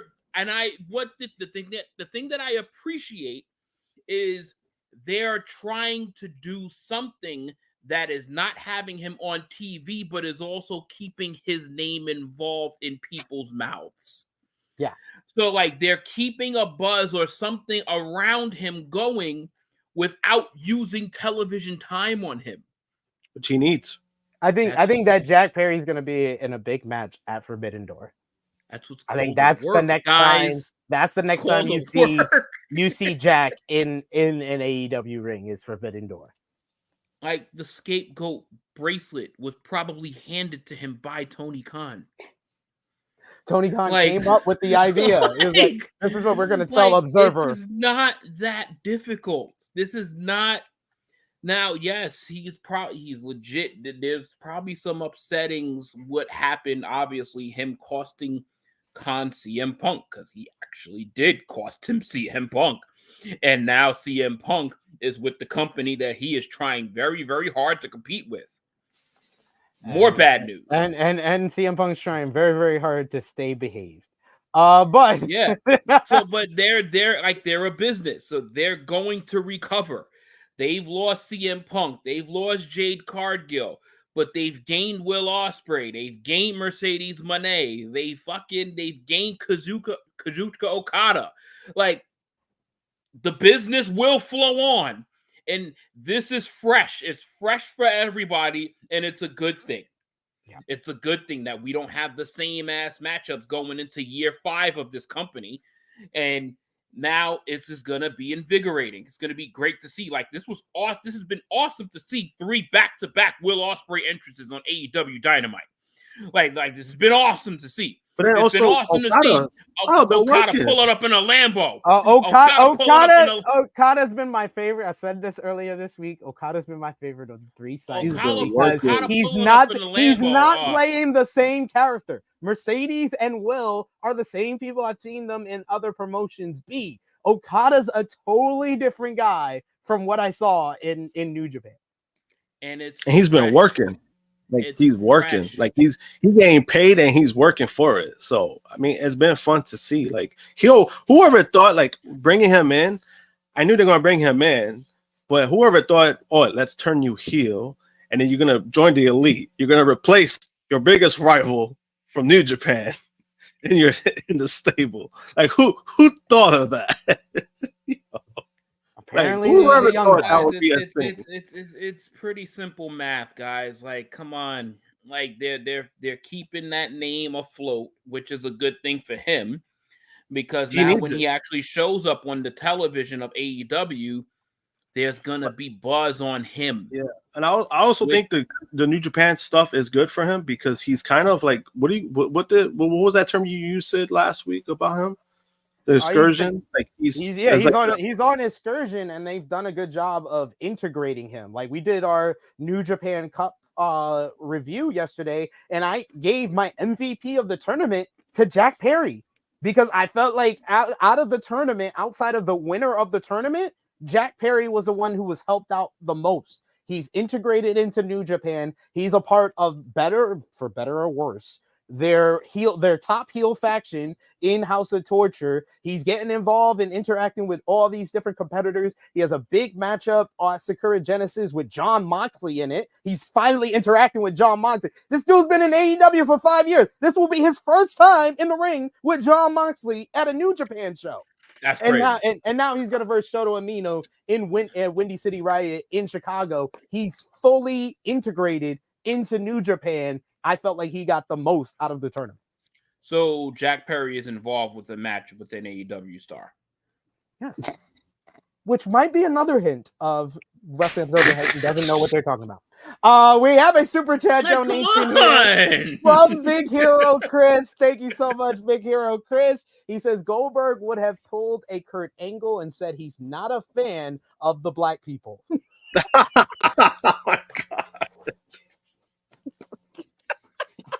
I'm not a fan of the black people. How did he say it? How did he say it again? Like I'm not a fan of the black people. The black people. We also got a super chat donation from Chuck Berries. Thank you so much, Chuck Berries. He says, I still see Mercedes Monae as a natural heel, so I'll just patiently wait for her turn, but that's just me. Yeah, honestly, I will go back. I said it last week. Mercedes should have laid out Willow at the end of last week's show, because I feel like if the direction is Mercedes versus Willow, this works a lot better if Mercedes is here. Yeah, I think they were gonna hold off on that just because of like last week. It was like such like a positive thing. When is Dynasty? April 21st. Yeah, they're gonna wait. They're gonna give it another week or two. They got. I think it might be backwards. I think they're gonna wait longer than that. That's what I'm worried about. Yeah, they're gonna wait a little longer. Yeah, I mean, she just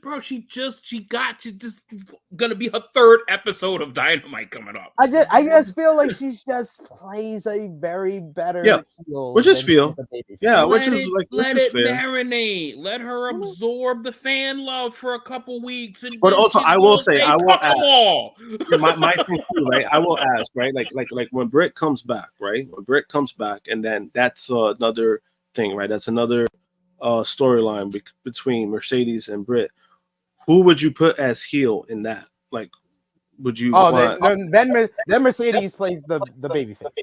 Yeah, so it's like if that was our friend, that's why I said before she came here, that's the perfect person for her to go against, because she can be the natural babyface to Britt, who plays a strong heel. There's no real strong heel for Mercedes to be the babyface against. Julia Hart is not as over as she once was because she was hurt and off TV for a matter of months. Sky Blue is still improving. Timeless Tony Storm is a fucking babyface. They just haven't realized. She's a babyface. Deonna Purrazzo is probably the best option outside of Britt, but she's playing a fucking babyface. So it's like, yeah, we're running out of good options here. Where I'm just like, just make her a heel, because that you have more options for her to go against. Statlander, Willow, they have a bunch of really good, strong baby faces. They don't have a lot of really strong heels to go against Mercedes. Yeah, and that's why it's gonna be interesting. It's gonna be interesting in what they do, but because they've been doing such great things so far, is like, I was like, you know what, I'm gonna see what comes about. Like, I'm gonna wait a little bit. I think where she's at right now should be okay. But then it's going to get to a point, it's like, just make her heel because she's a great heel. Basically, that's what I think it's going to come down to.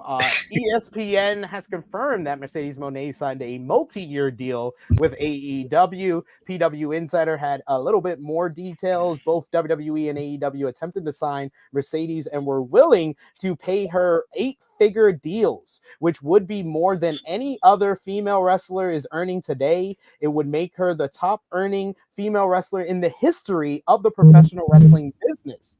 Talks with AEW started around 18 months ago before she signed. WWE started talks later with only 2 executives involved as they wanted her back in the family. According to the report, Moné's final decision came down to where she saw the most potential for herself, other women, and future women in wrestling. She felt that while going back to WWE could be good for her, she had already worked there. Plus, once she signed with them, that would have her complete focus due to touring, promoting, and performing. She reportedly felt that while she had potential to do things with WWE, there was much more potential outside of wrestling that she may not have been able to explore under a WWE deal. Her role on The Mandalorian already started to bring her new opportunities in the entertainment world, and it was likely her WWE commitments would limit what she could do. It's also believed that AEW would be more open to Moné taking time off to act, whether that be future Star Wars projects or something else. She reportedly felt that AEW could support her in ways that WWE could not, and she currently has a team around her to help her maintain physical, mental, and emotional health. AEW indicated they would work with that team, and Moné also has interest in developing more fashion and music projects, which she worked more on during her time away due to her broken foot. Ultimately, those close to Moné believe she chose AEW because it gave her more freedom to focus on her passions outside of the ring, as in WWE, she would be more focused on them 90% of the time. She felt her decision about where to sign would also be about her legacy in wrestling and taking ownership of it. It was noted that her new theme song is owned by her, and she owns all the trademarks and copyrights to the Moné name and character. That's not something that happens in WWE. Being in AEW will let her build her own brand and build a bigger platform for herself. With AEW, she thought that she could debut as a top name right away and gave the company a popular female star. The report notes that she's also a ratings draw. Doesn't seem like that the first 2 weeks, as her WWE appearances usually meant a spike in quarter hours numbers. And one source noted that Moné's segments getting a million viewers was proof, but AEW would need to do a lot more work to capitalize on it. She hopes to do a lot of work to capitalize on that, and she hopes he can help them grow and evolve, which is part of the reason Jennifer Pepperman was signed as the new vice president of content development, and the two are working closely together again, like they did in WWE. Moné is reportedly wanted to shake things up in wrestling and create more opportunities for women to get more money. When she mentioned taking this global on Dynamite, she didn't just mean AEW, but women's wrestling as a whole. She hopes to lift women's wrestling up to a place where it's stronger outside of WWE, which she feels she can do through her AEW run and her career outside of it. It was described as someone who has to draw the line in the sand, so it's going to be me thought. What do you think? Now we know all the reasoning behind the move. Do you think Mercedes Moné made the right decision for herself and her legacy signing with AEW here? JJ? That's a loaded question. Did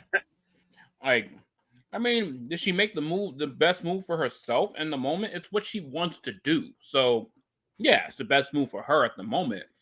But this whole revolution and all correct me if I'm wrong, but I think the women's wrestling is in the best place it's ever been. But she was a part of that. Yeah, but part of it. But I don't know what more. Anyway, we'll see. We'll see what happens as it plays out. I'm happy and I'm excited to see what she does. Especially that it's something that it's almost like it feels like she's trying to bring the level of superstar to other companies. And that's what I think. That's the vibe that I feel like I'm getting from her, is that she's trying to bring a superstar element to the other companies that's not WWE. Now, if she is able to accomplish that with how she scraps and how she interacts with all of the other women from these promotions, that would be huge. That would be huge, because the only person that has been able to be like a megastar without the WWE brand has been Jade Cargill. Like, everybody else has been, they're big, they're great names, they're wonderful wrestlers, but the model superstar has only been attached to her. I would say Britt Baker had her height. They built shows around Britt. Like, that's why I said, like, Mercedes was not the first woman they built a show around. Anytime they went to Pittsburgh in like 2021, 2022, they built it was Pittsburgh. They built the whole show around her. She was the first woman they trusted to do the live in-ring promo. I feel like Britt had more of the we had the aura and the look of a superstar with Jade Cargill, but I don't ever think they pushed her as a superstar. Which was their mistake. Yeah, definitely. Which was their mistake. But if she does it, and they're one thing that AEW needs to be is consistent with it. Like, they need to not forget about their stories weekly. Like, they can't go from having fucking 2 segments a week to having a fucking backstage interview and then that's it. And then they have their little 3 minute match. They can't be inconsistent with it, because AEW has their moments where sometimes they're not even on the damn show. Well, but lately you've been on the show. Like lately, yeah, that's what I say. Like, just consistency. Just consistency is a big factor in keeping us thinking about their development, because, when you see them weekly, you get to talk about the Timely's Tony Storms, you get to talk about the Virtuoso, you get to talk about all of these other women that is presenting themselves in a very good light, because the last women's match that I saw on a major AEW show, I think what the Revolution, that fucking women's match was phenomenal. Like, I loved it. Was it a multi-women match or something like that? I think it was like No, you're talking about Revolution. It was Timeless Tony Storm and Deonna Purrazzo. If you're talking about Rampage, you're talking about Rampage. It was Julia Hart and Sky Blue versus Willow Nightingale. There was two matches. Women had 2 matches on Revolution. Oh, he's talking about the 0 hour. Oh, the 0 hour. Oh, yeah. They had 2 matches, and one was a multi-women's match. That was the tag team match. That was Chris and Julia versus Julia and Sky versus Chris Statlander and Willow Nightingale. Yeah, so I think that when they are consistently displayed, we can then be absorbed to liking them, and not them missing TV for 2-3 weeks at a time. And if they want to keep them, hey, if you want to wrap them all around Mercedes, go right ahead, but just make sure it's a heavy involvement, because I've seen there's multiple women's backstage segments now in AEW, which is pretty dope. Oh yeah, So keep it up. Keep it up, and it feels like it's making a healthier show, because we're getting a bigger nucleus of both realms, which I love. Yeah, and what I have also liked so far, like they implementing Mercedes, is that she has like her storyline going on now with Willow, but then also the Tony Storm and Deonna stuff. Like, that's a separate storyline that hasn't even collided yet with each. Like, they haven't even. They've been separate, and I think that's important as well. Like, you have women involvement, but not only that, but then you have like 2-3 different storylines that has them being used. Because I think even with Dynamite, Collision, I think they've been averaging like 9 to 12 women, like even segments and matches. They've been averaging a lot of women on TV time, and that's important. Because when I started to notice that, I started telling this SP3, I was like, "Yo, they had 11 women tonight." That they show. Yeah, so we were keeping a tally at one point. Yeah, so that's important. All that stuff matters, because again, like, usually women matches, even in WWE, you get like 1 or 2 matches, right? So when people try to use this whole thing, like, oh wow, AEW finally has a match, it's like, no, like, WWE does the same thing. It's just that because you got too comfortable with WWE, that's the problem. But now when AEW is doing it, it's like, you know, that's the only thing I would want to see a little bit more with AEW is like with Dynamite. I want them to have at least 2 women matches, like not consistently, but at least I don't think they could do it every week, but like once in a while, like once a month. Like if you see that, like if you see that, then that's when you know, like I think which they've done before, they already done already. But it's like that's one of the things too that does matter, because I know Collision, they do it a lot. They have like 2 women's matches a lot on Collision. So like if they start to bring that with Dynamite, but not every week, but something like at least a good amount of time that you notice it, I think that's really going to help them as well. Yeah, I think that Mercedes being here is about making women a draw and people want to see them every single week again. And I think she's going to be a large part of that. We do have a super chat donation here from one of our members of the Patreon, one of our Patreon backers, Christopher Kidd. Thank you so much once again, Christopher, for another super chat donation. He says, Punk legitimized Perry the moment he hit him. Ha ha ha.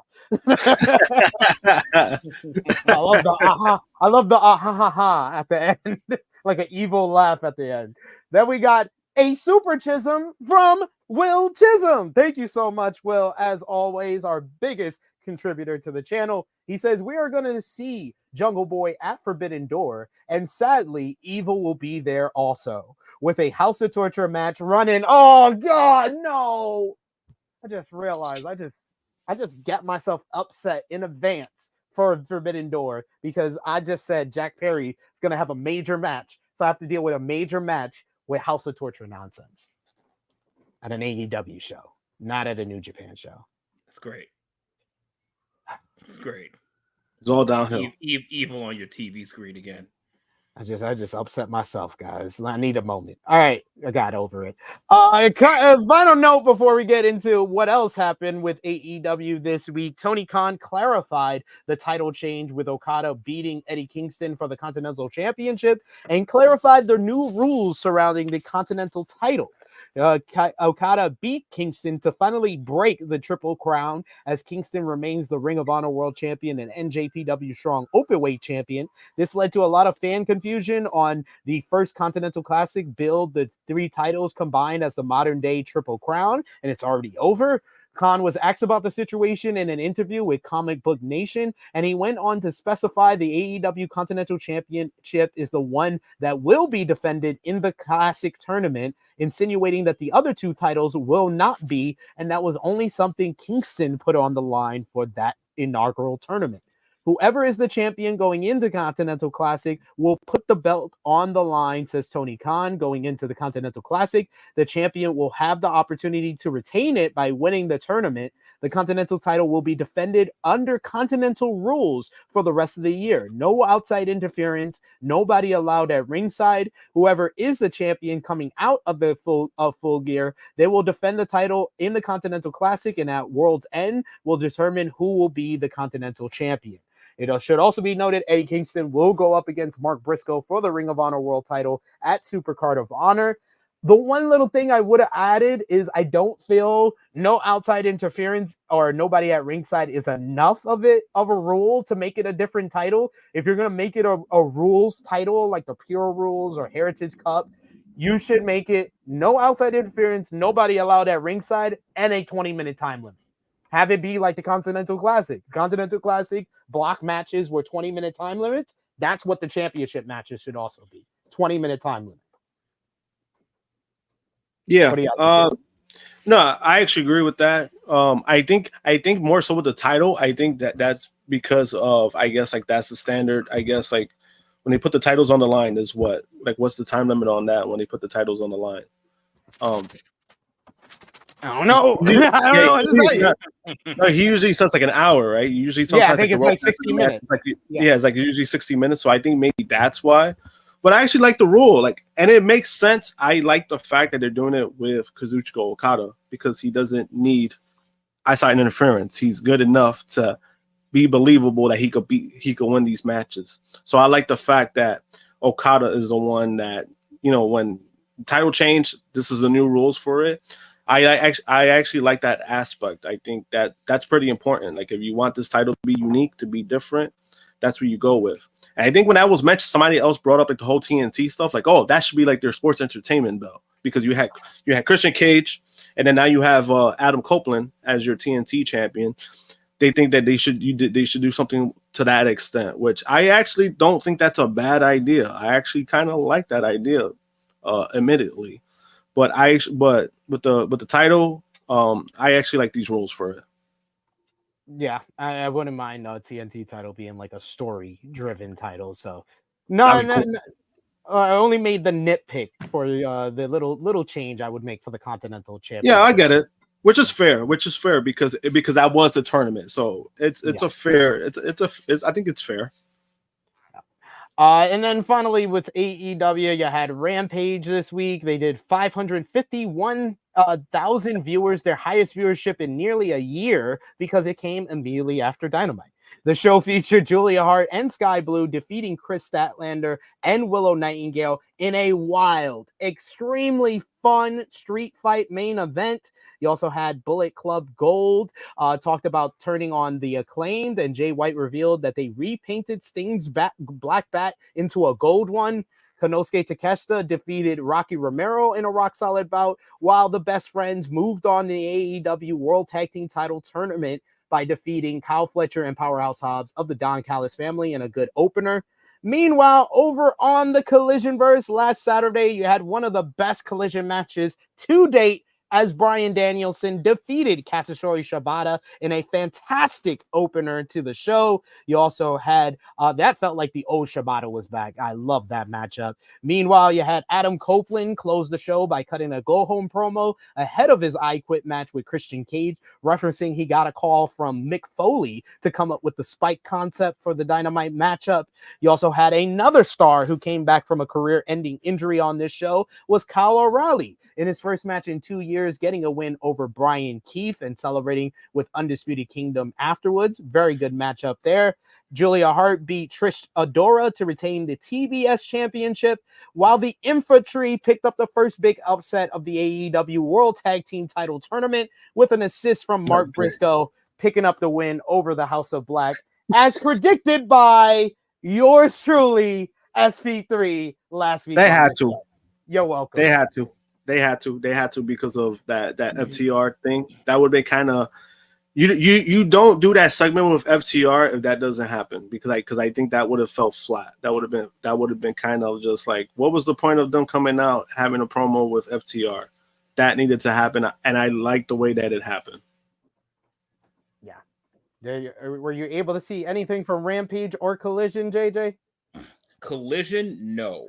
Rampage, I actually was kind of surprised because I was watching Dynamite and they kept saying later tonight on Rampage. I was like, these motherfuckers is fucking up a lot.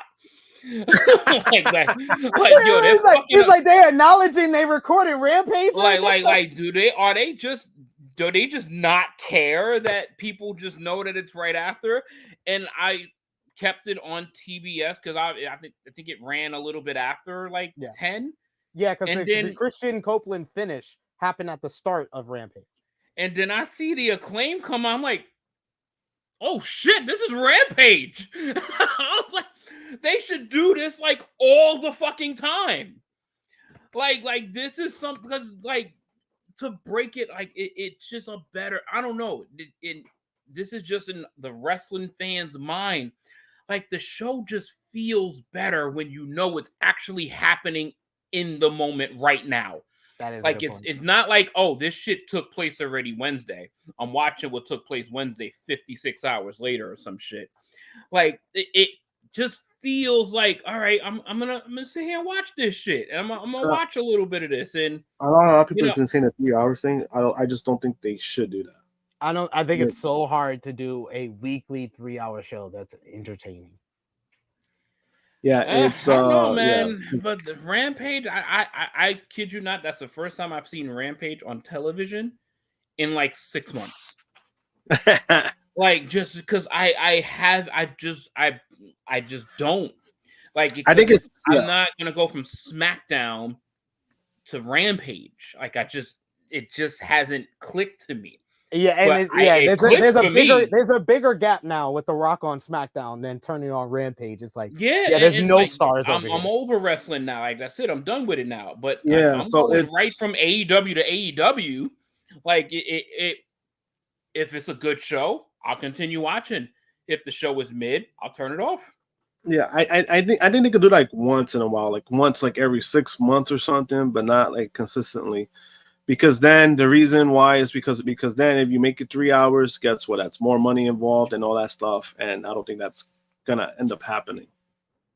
Oh man, they can make up that money with ads and stuff. Yeah, they could.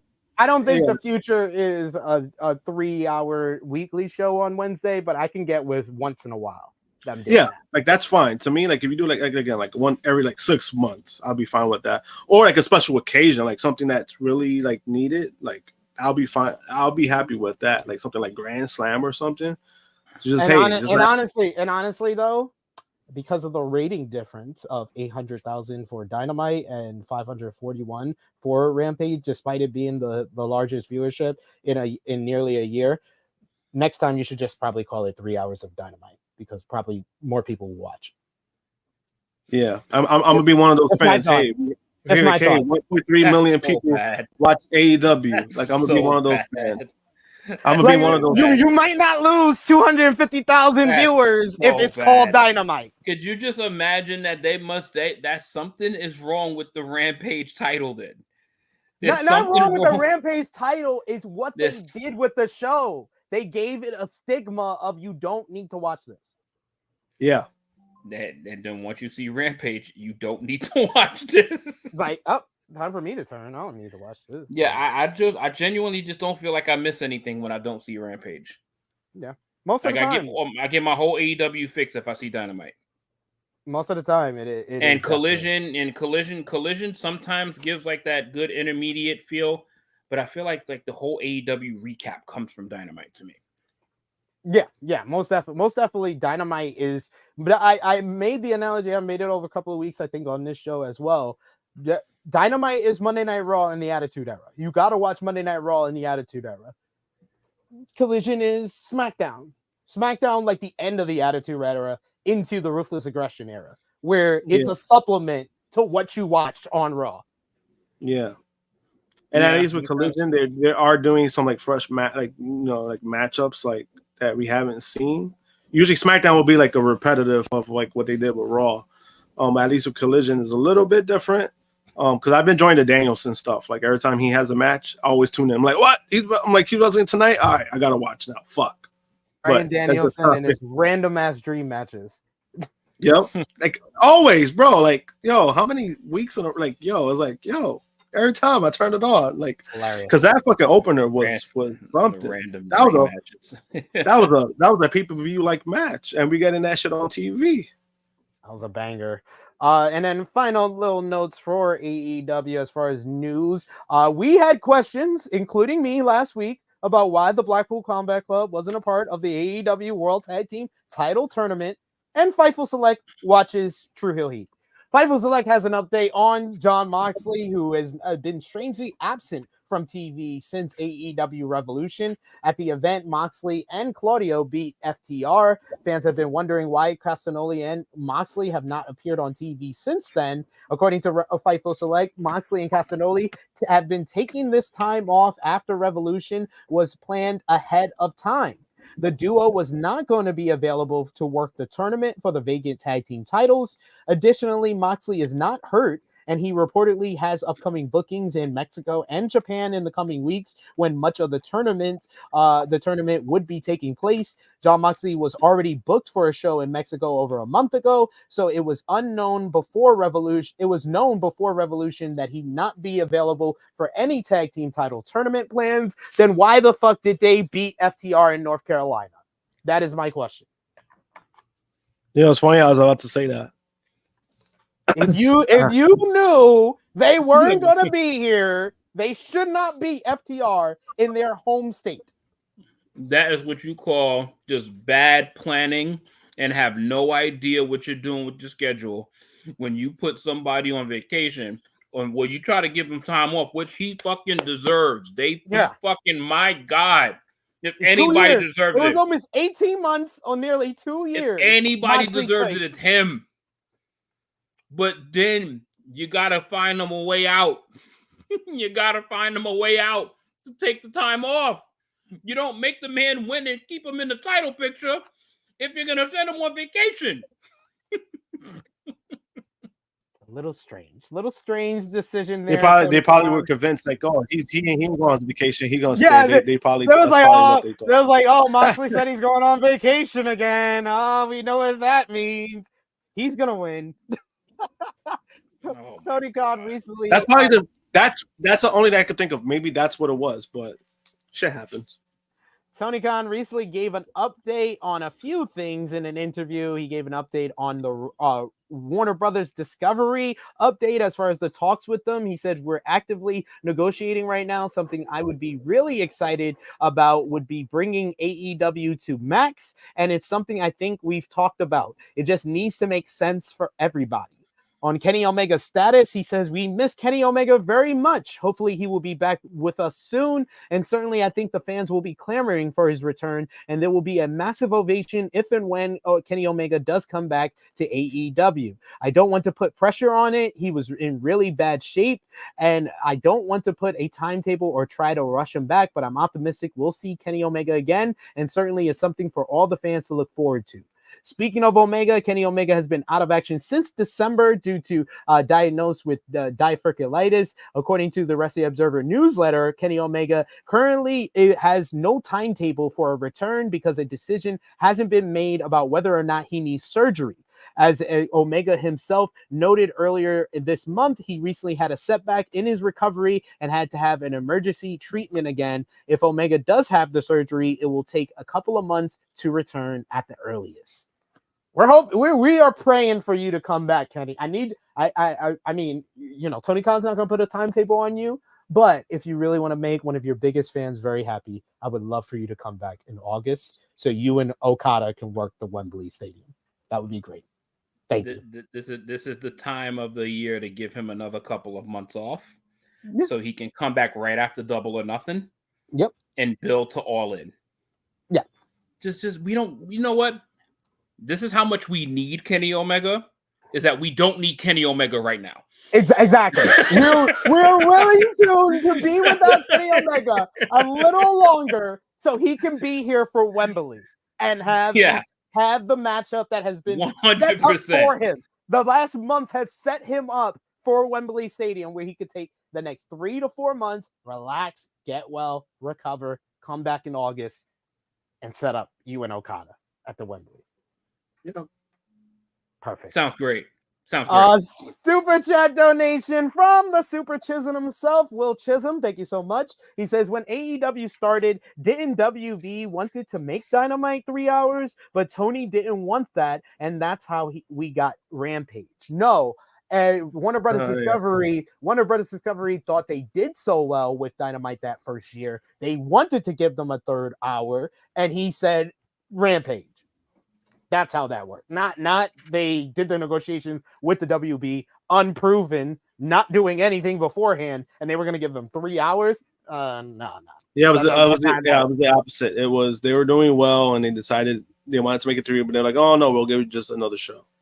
That's what happened. No, it was Tony. It was Tony's choice to say no. We're going to do another show. Yeah. That's what I was more alluding to. Like it was TK that was like, let's do another hour show or something. Well, we held Top Guy JJ hostage for long. We got through AEW. We're gonna finish off with the Converse with ROH, and then finish up with just 2 more shows after that to close out the show. But want to give Top Guy JJ the opportunity to say his goodbye and salutations, and let everybody know when they'll see him again, because they always love you on the Flagship podcast, sir. Oh, check that out. And well, good. You know, sometimes good thing is washout is a good thing, because I got to join you guys for a couple hours, but now it is time to get back into real life. It's time to get back into real life. But I do have WrestleMania weekend off. So if you guys are hosting, I don't know what day you guys are doing Tru Heel Heat. I don't, because obviously Friday. There you can see. I knew y'all funny people up to something. Knew y'all up to something because WrestleMania starts at like 2:00 on Saturday. Fucking NXT starts at 11. At 11. What the fuck? So there's no break on Saturday at all. So cool. That means I will be seeing you guys on Friday, April 5th. Is that it? April 5th? Yes. So right. I will see y'all on Friday, April 5th here on Tru Heel Heat for more than likely the entire show if it's not 6 hours. Hey, let's not have a WrestleMania. Let's not have a WrestleMania size Tru Heel Heat. I would honestly, I'm trying to make that what happened in the week, and then we got predictions for like what 8 different shows that weekend and stuff. Oh God, yeah. Because we're doing it on Friday, early on Friday, start like 11 or 12. So that means we got to do all the shows that Friday night, Saturday for WrestleMania and NXT, and then Sunday for WrestleMania. Yeah, we're going real fast through what we want. Why don't you just make Tru Heel Heat a 2-part show that week? No, because we got. If you got to go through like 1,000 fucking shows, one should. Well, we could do. That's why we do rapid fire predictions on this show, sir. We don't. You gonna rapid fire through WrestleMania? Yeah, because we'll have a preview that week as well. If they want to break down. What if we don't get to see the preview? What if we want to say our 2 pieces? Oh, that is how you. Or 10 pieces. That's why on demand works very well on YouTube. On demand works very well. You know how many hours there are in a day. Hey, Tru Heel Heat is the type of podcast people tell me all the time. They just play us while they work. Play us in your little cubicle. So no wonder why we get the questions that we get where there's so little attention being paid. Then got it. Makes sense. Yeah. Got me. But can't wait to be back with the gang. It's actually less than 2 weeks from now. Then yes, that's actually less than 2 weeks. Then we'll get to talk about and recap being live, bringing some of my family members to their first wrestling show. Well, not my brother's first wrestling show, but it'd be his first time seeing a Rock, but my nephew's first wrestling show. So that'd be cool to talk about. Definitely gonna have a lot of pictures and videos of that shit because we're gonna be like fucking like literally like 50 feet from these people. So that's gonna be pretty fire. But yeah, can't wait to kick it with the gang. You know, missed you, Chrissy. You know, I wasn't sure if you was gonna be on the show or not, but I know your Roman Reigns schedule, so. You're here like one, you know, you're becoming like me, maybe once or twice a month. You grace us with your presence. You know, it's all right. It's all right. You know, you got the True Draw Josh filling in and holding it down. I'm not sure. Has Romeo been on Tru Heel Heat lately? Nah, he don't wake up until like 1 p.m. or something like that. Because that nigga does like 97-hour streams, and then I guess this is his window to sleep. Yeah, yep, pretty much. Got it. JJ, great seeing you as always. We will see you on Tru Heel Heat 271 for WrestleMania week. 271. See you then. Wow, crazy. That's awesome. Yes. Peace, guys. See you then, brother.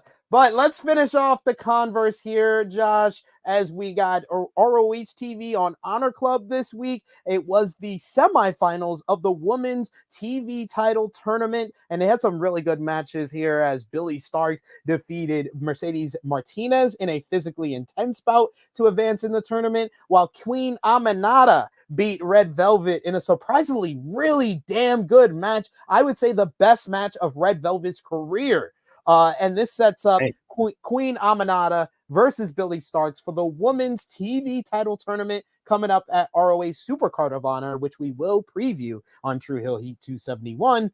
Hikaru Shida made her Ring of Honor debut, beating Rachel Ellering in a solid bout. Eddie Kingston cut a brilliant promo about losing to Okada, and despite his respect for his opponent, he can't let Mark Briscoe beat him at Supercard of Honor. And Mina Shirakawa of Stardom defeated Anna Jay in the Stardom Stars ROH debut. So a really good episode from ROH TV. We were just 2 weeks ago, Josh. I completely skipped ROH TV. I took it off the agenda because I was like, all right, ROH TV title, women's TV title tournament is going on, but not much is going on. This felt like an episode. Stuff was going on.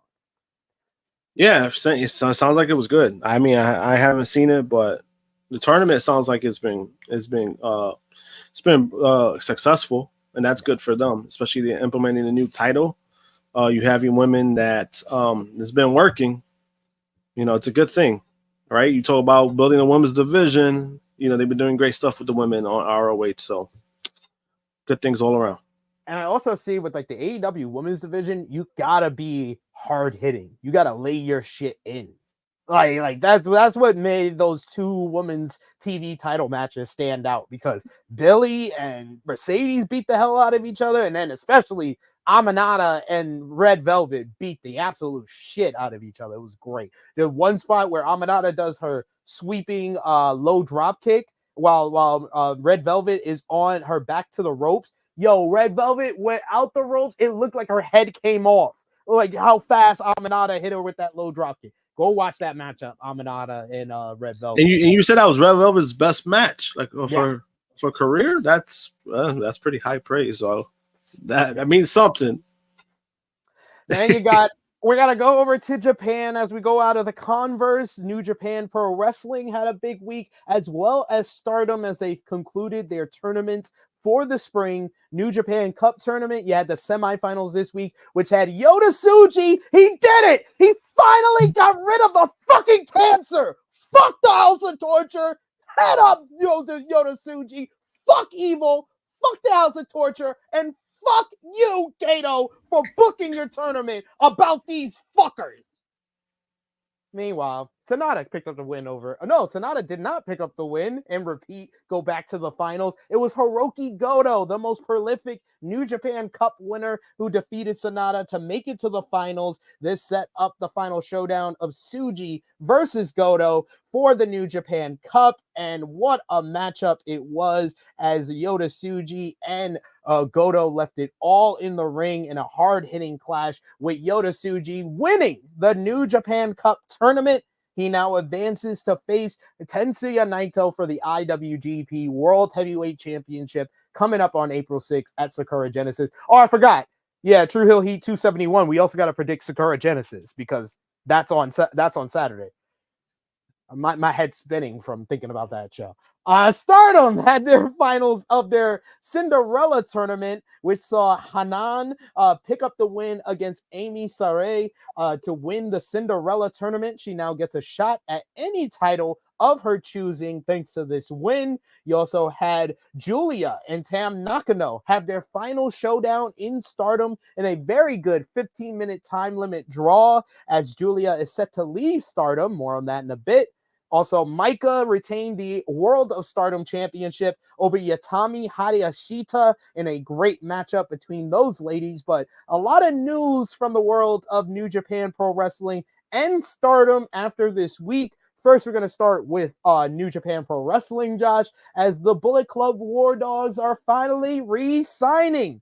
Fightful Select reports that NJPW has re-signed 26-year-old Gabe Kidd of the Bullet Club War Dogs after his previous contract expired. Kidd had previously been working without a contract for a month and a half. This included the Dog Pound Steel Cage matchup that the Bullet Club War Dogs beat the United Empire in at New Beginning in Osaka. He was competing in the New Japan Cup tournament without a contract, and Gabe is said to have signed a new deal with New Japan over the weekend. The terms of the deal are unknown, but Kidd did confirm the news by saying, "You're welcome" at Tanahashi on Twitter, retweeting the post from Fightful.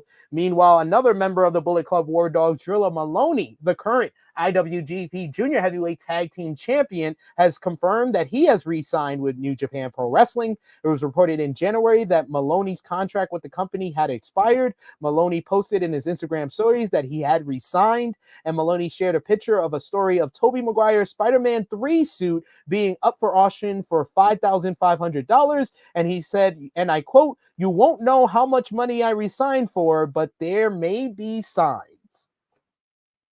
Interesting note there. I think that this was like a must re-sign for New Japan Pro Wrestling. Like, Gabe Kidd is the next top gaijin.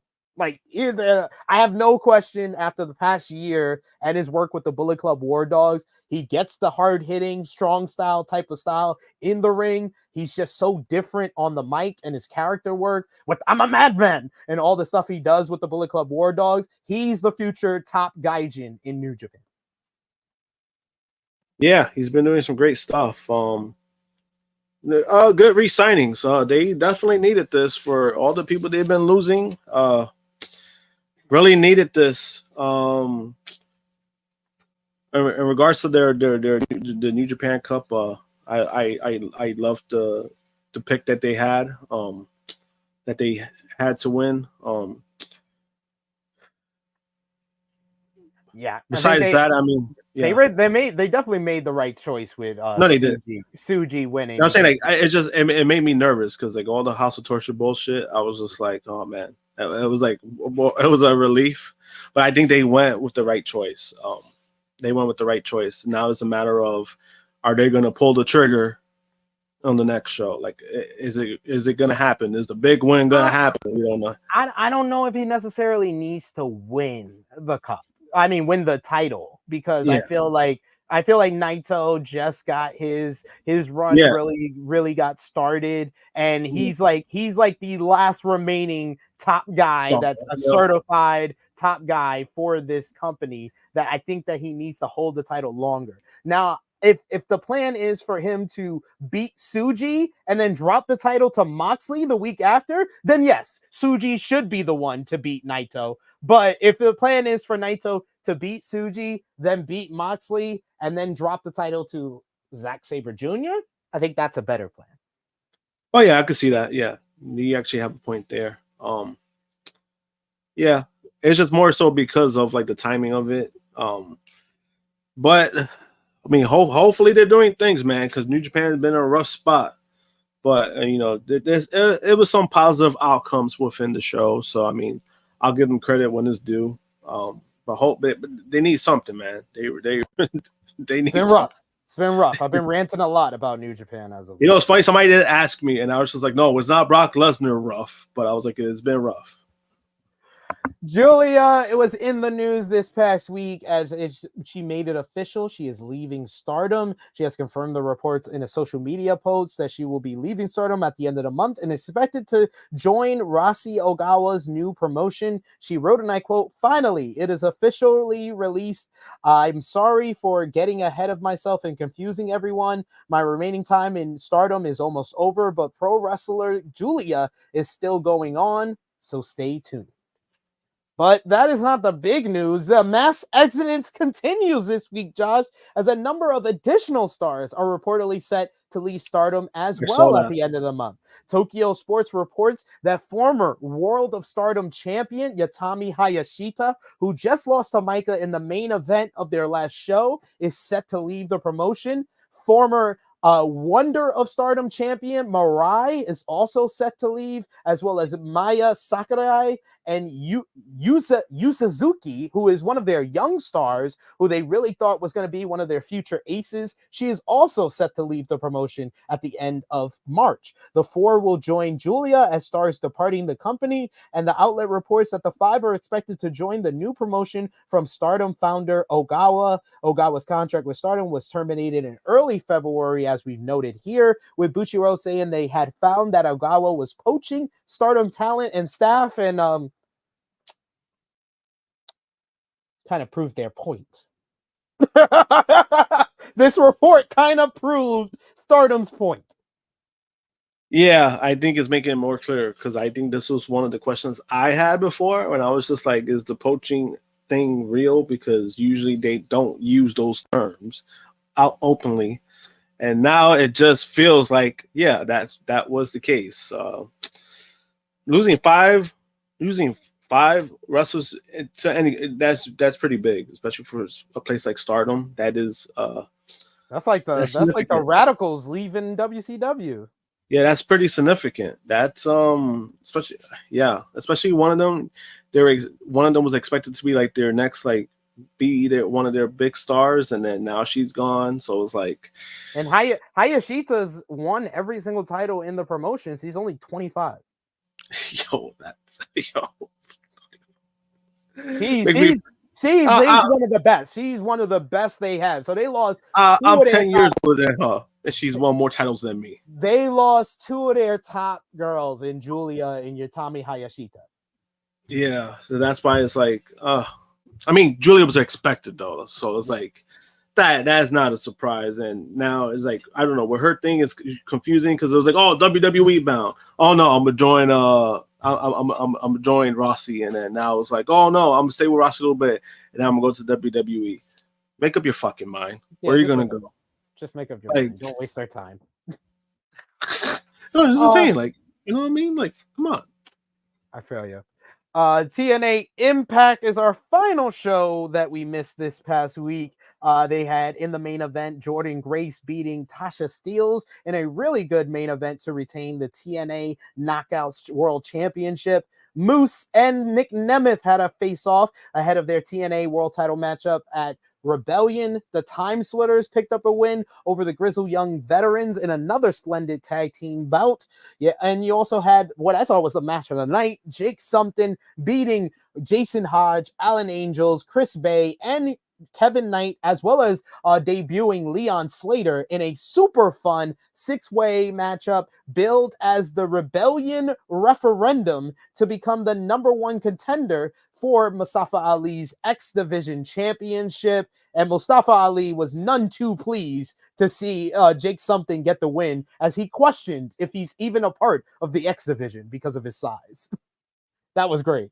Yeah, it was great. Like, literally, it was Tom Hannafin that popped me the most, where he's like, he's not even supposed to be here. Isn't there some type of weight limit on the X Division? And Tom Hannafin says, did you not know that Samoa Joe and Hall of Famer Abyss are former X Division champions? And Mustafa Ali had the best response. He says, no comment. That was great. I love that gimmick. He's been killing it. He's been killing it with the politician gimmick. I loved him on commentary this week.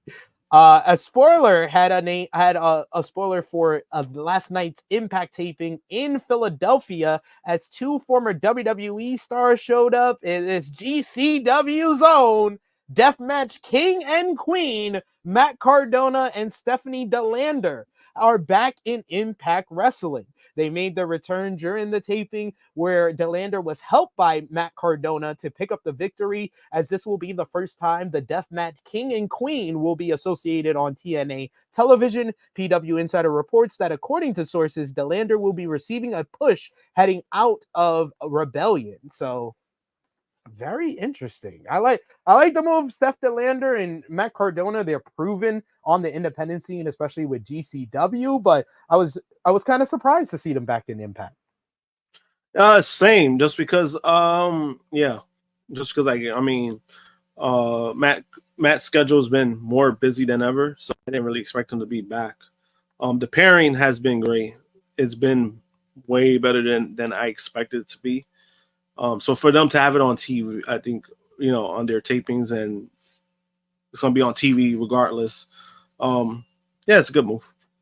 Absolutely. Loved it. But that brings us to a close on our Tru Heel Heat flagship podcast. But of course, before we close, we got to finish off with Chrissy Love's favorite time of the week, match of the week. And we discussed a lot of wrestling from this past week. So sound off in the live chat. Let us know your match of the week. Give us 3, give us 5, give us 1 if you like. And yes, we also should note, when we finish up with TNA wrestling, it was reported this week by PW Insider that the Motor City Machine Guns have their contract expire at the beginning of April for TNA wrestling. Both Chris Sabin and Alex Shelley have got the trademarks and copyrights for Motor City Machine Guns, as well as MCMG, which has led a lot of conversation online, leading many people to believe Motor City Machine Guns to AEW, possibly?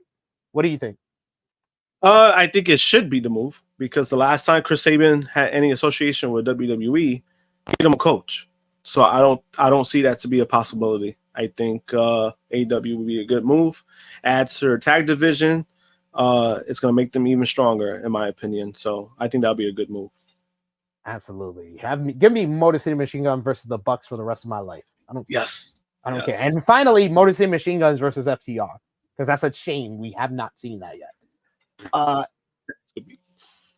Super Chisholm donation to close things off from the man, the myth, the legend, Will Chisholm. Thank you so much, Will. He says, so we know AEW working with Stardom now. So how long before WWE slide money under the table to Rossi's company? LOL. I think that it won't be long. Once it's up and running, they're going to be sliding the money under the table. Yatami Hayashita, come on down. We're going to be seeing a bunch of these ladies when they get too big for Rossi's company going over to WWE. Yeah, and I think the biggest difference is that it won't be slight. I think it'll be just more open about it because he has nothing to hide. With Stardom, it was different because it's run by Bushiro, so it's gonna be an open book. Like, hey, we want your talent. Come over here. Come over here. All right, Josh. Matches of the week. I will go first. I think I have my list in my head. I don't have any honorable mentions for now because I have my list of 5. I didn't write it down this week. So number 5 for me, I'm gonna go with Julia Hart and Sky Blue versus Willow Nightingale and Chris Statlander from Rampage. Great street fight. Number 4, I'm gonna go with DIY versus the Creeds from WWE Raw this week. Excellent PWG style opening matchup.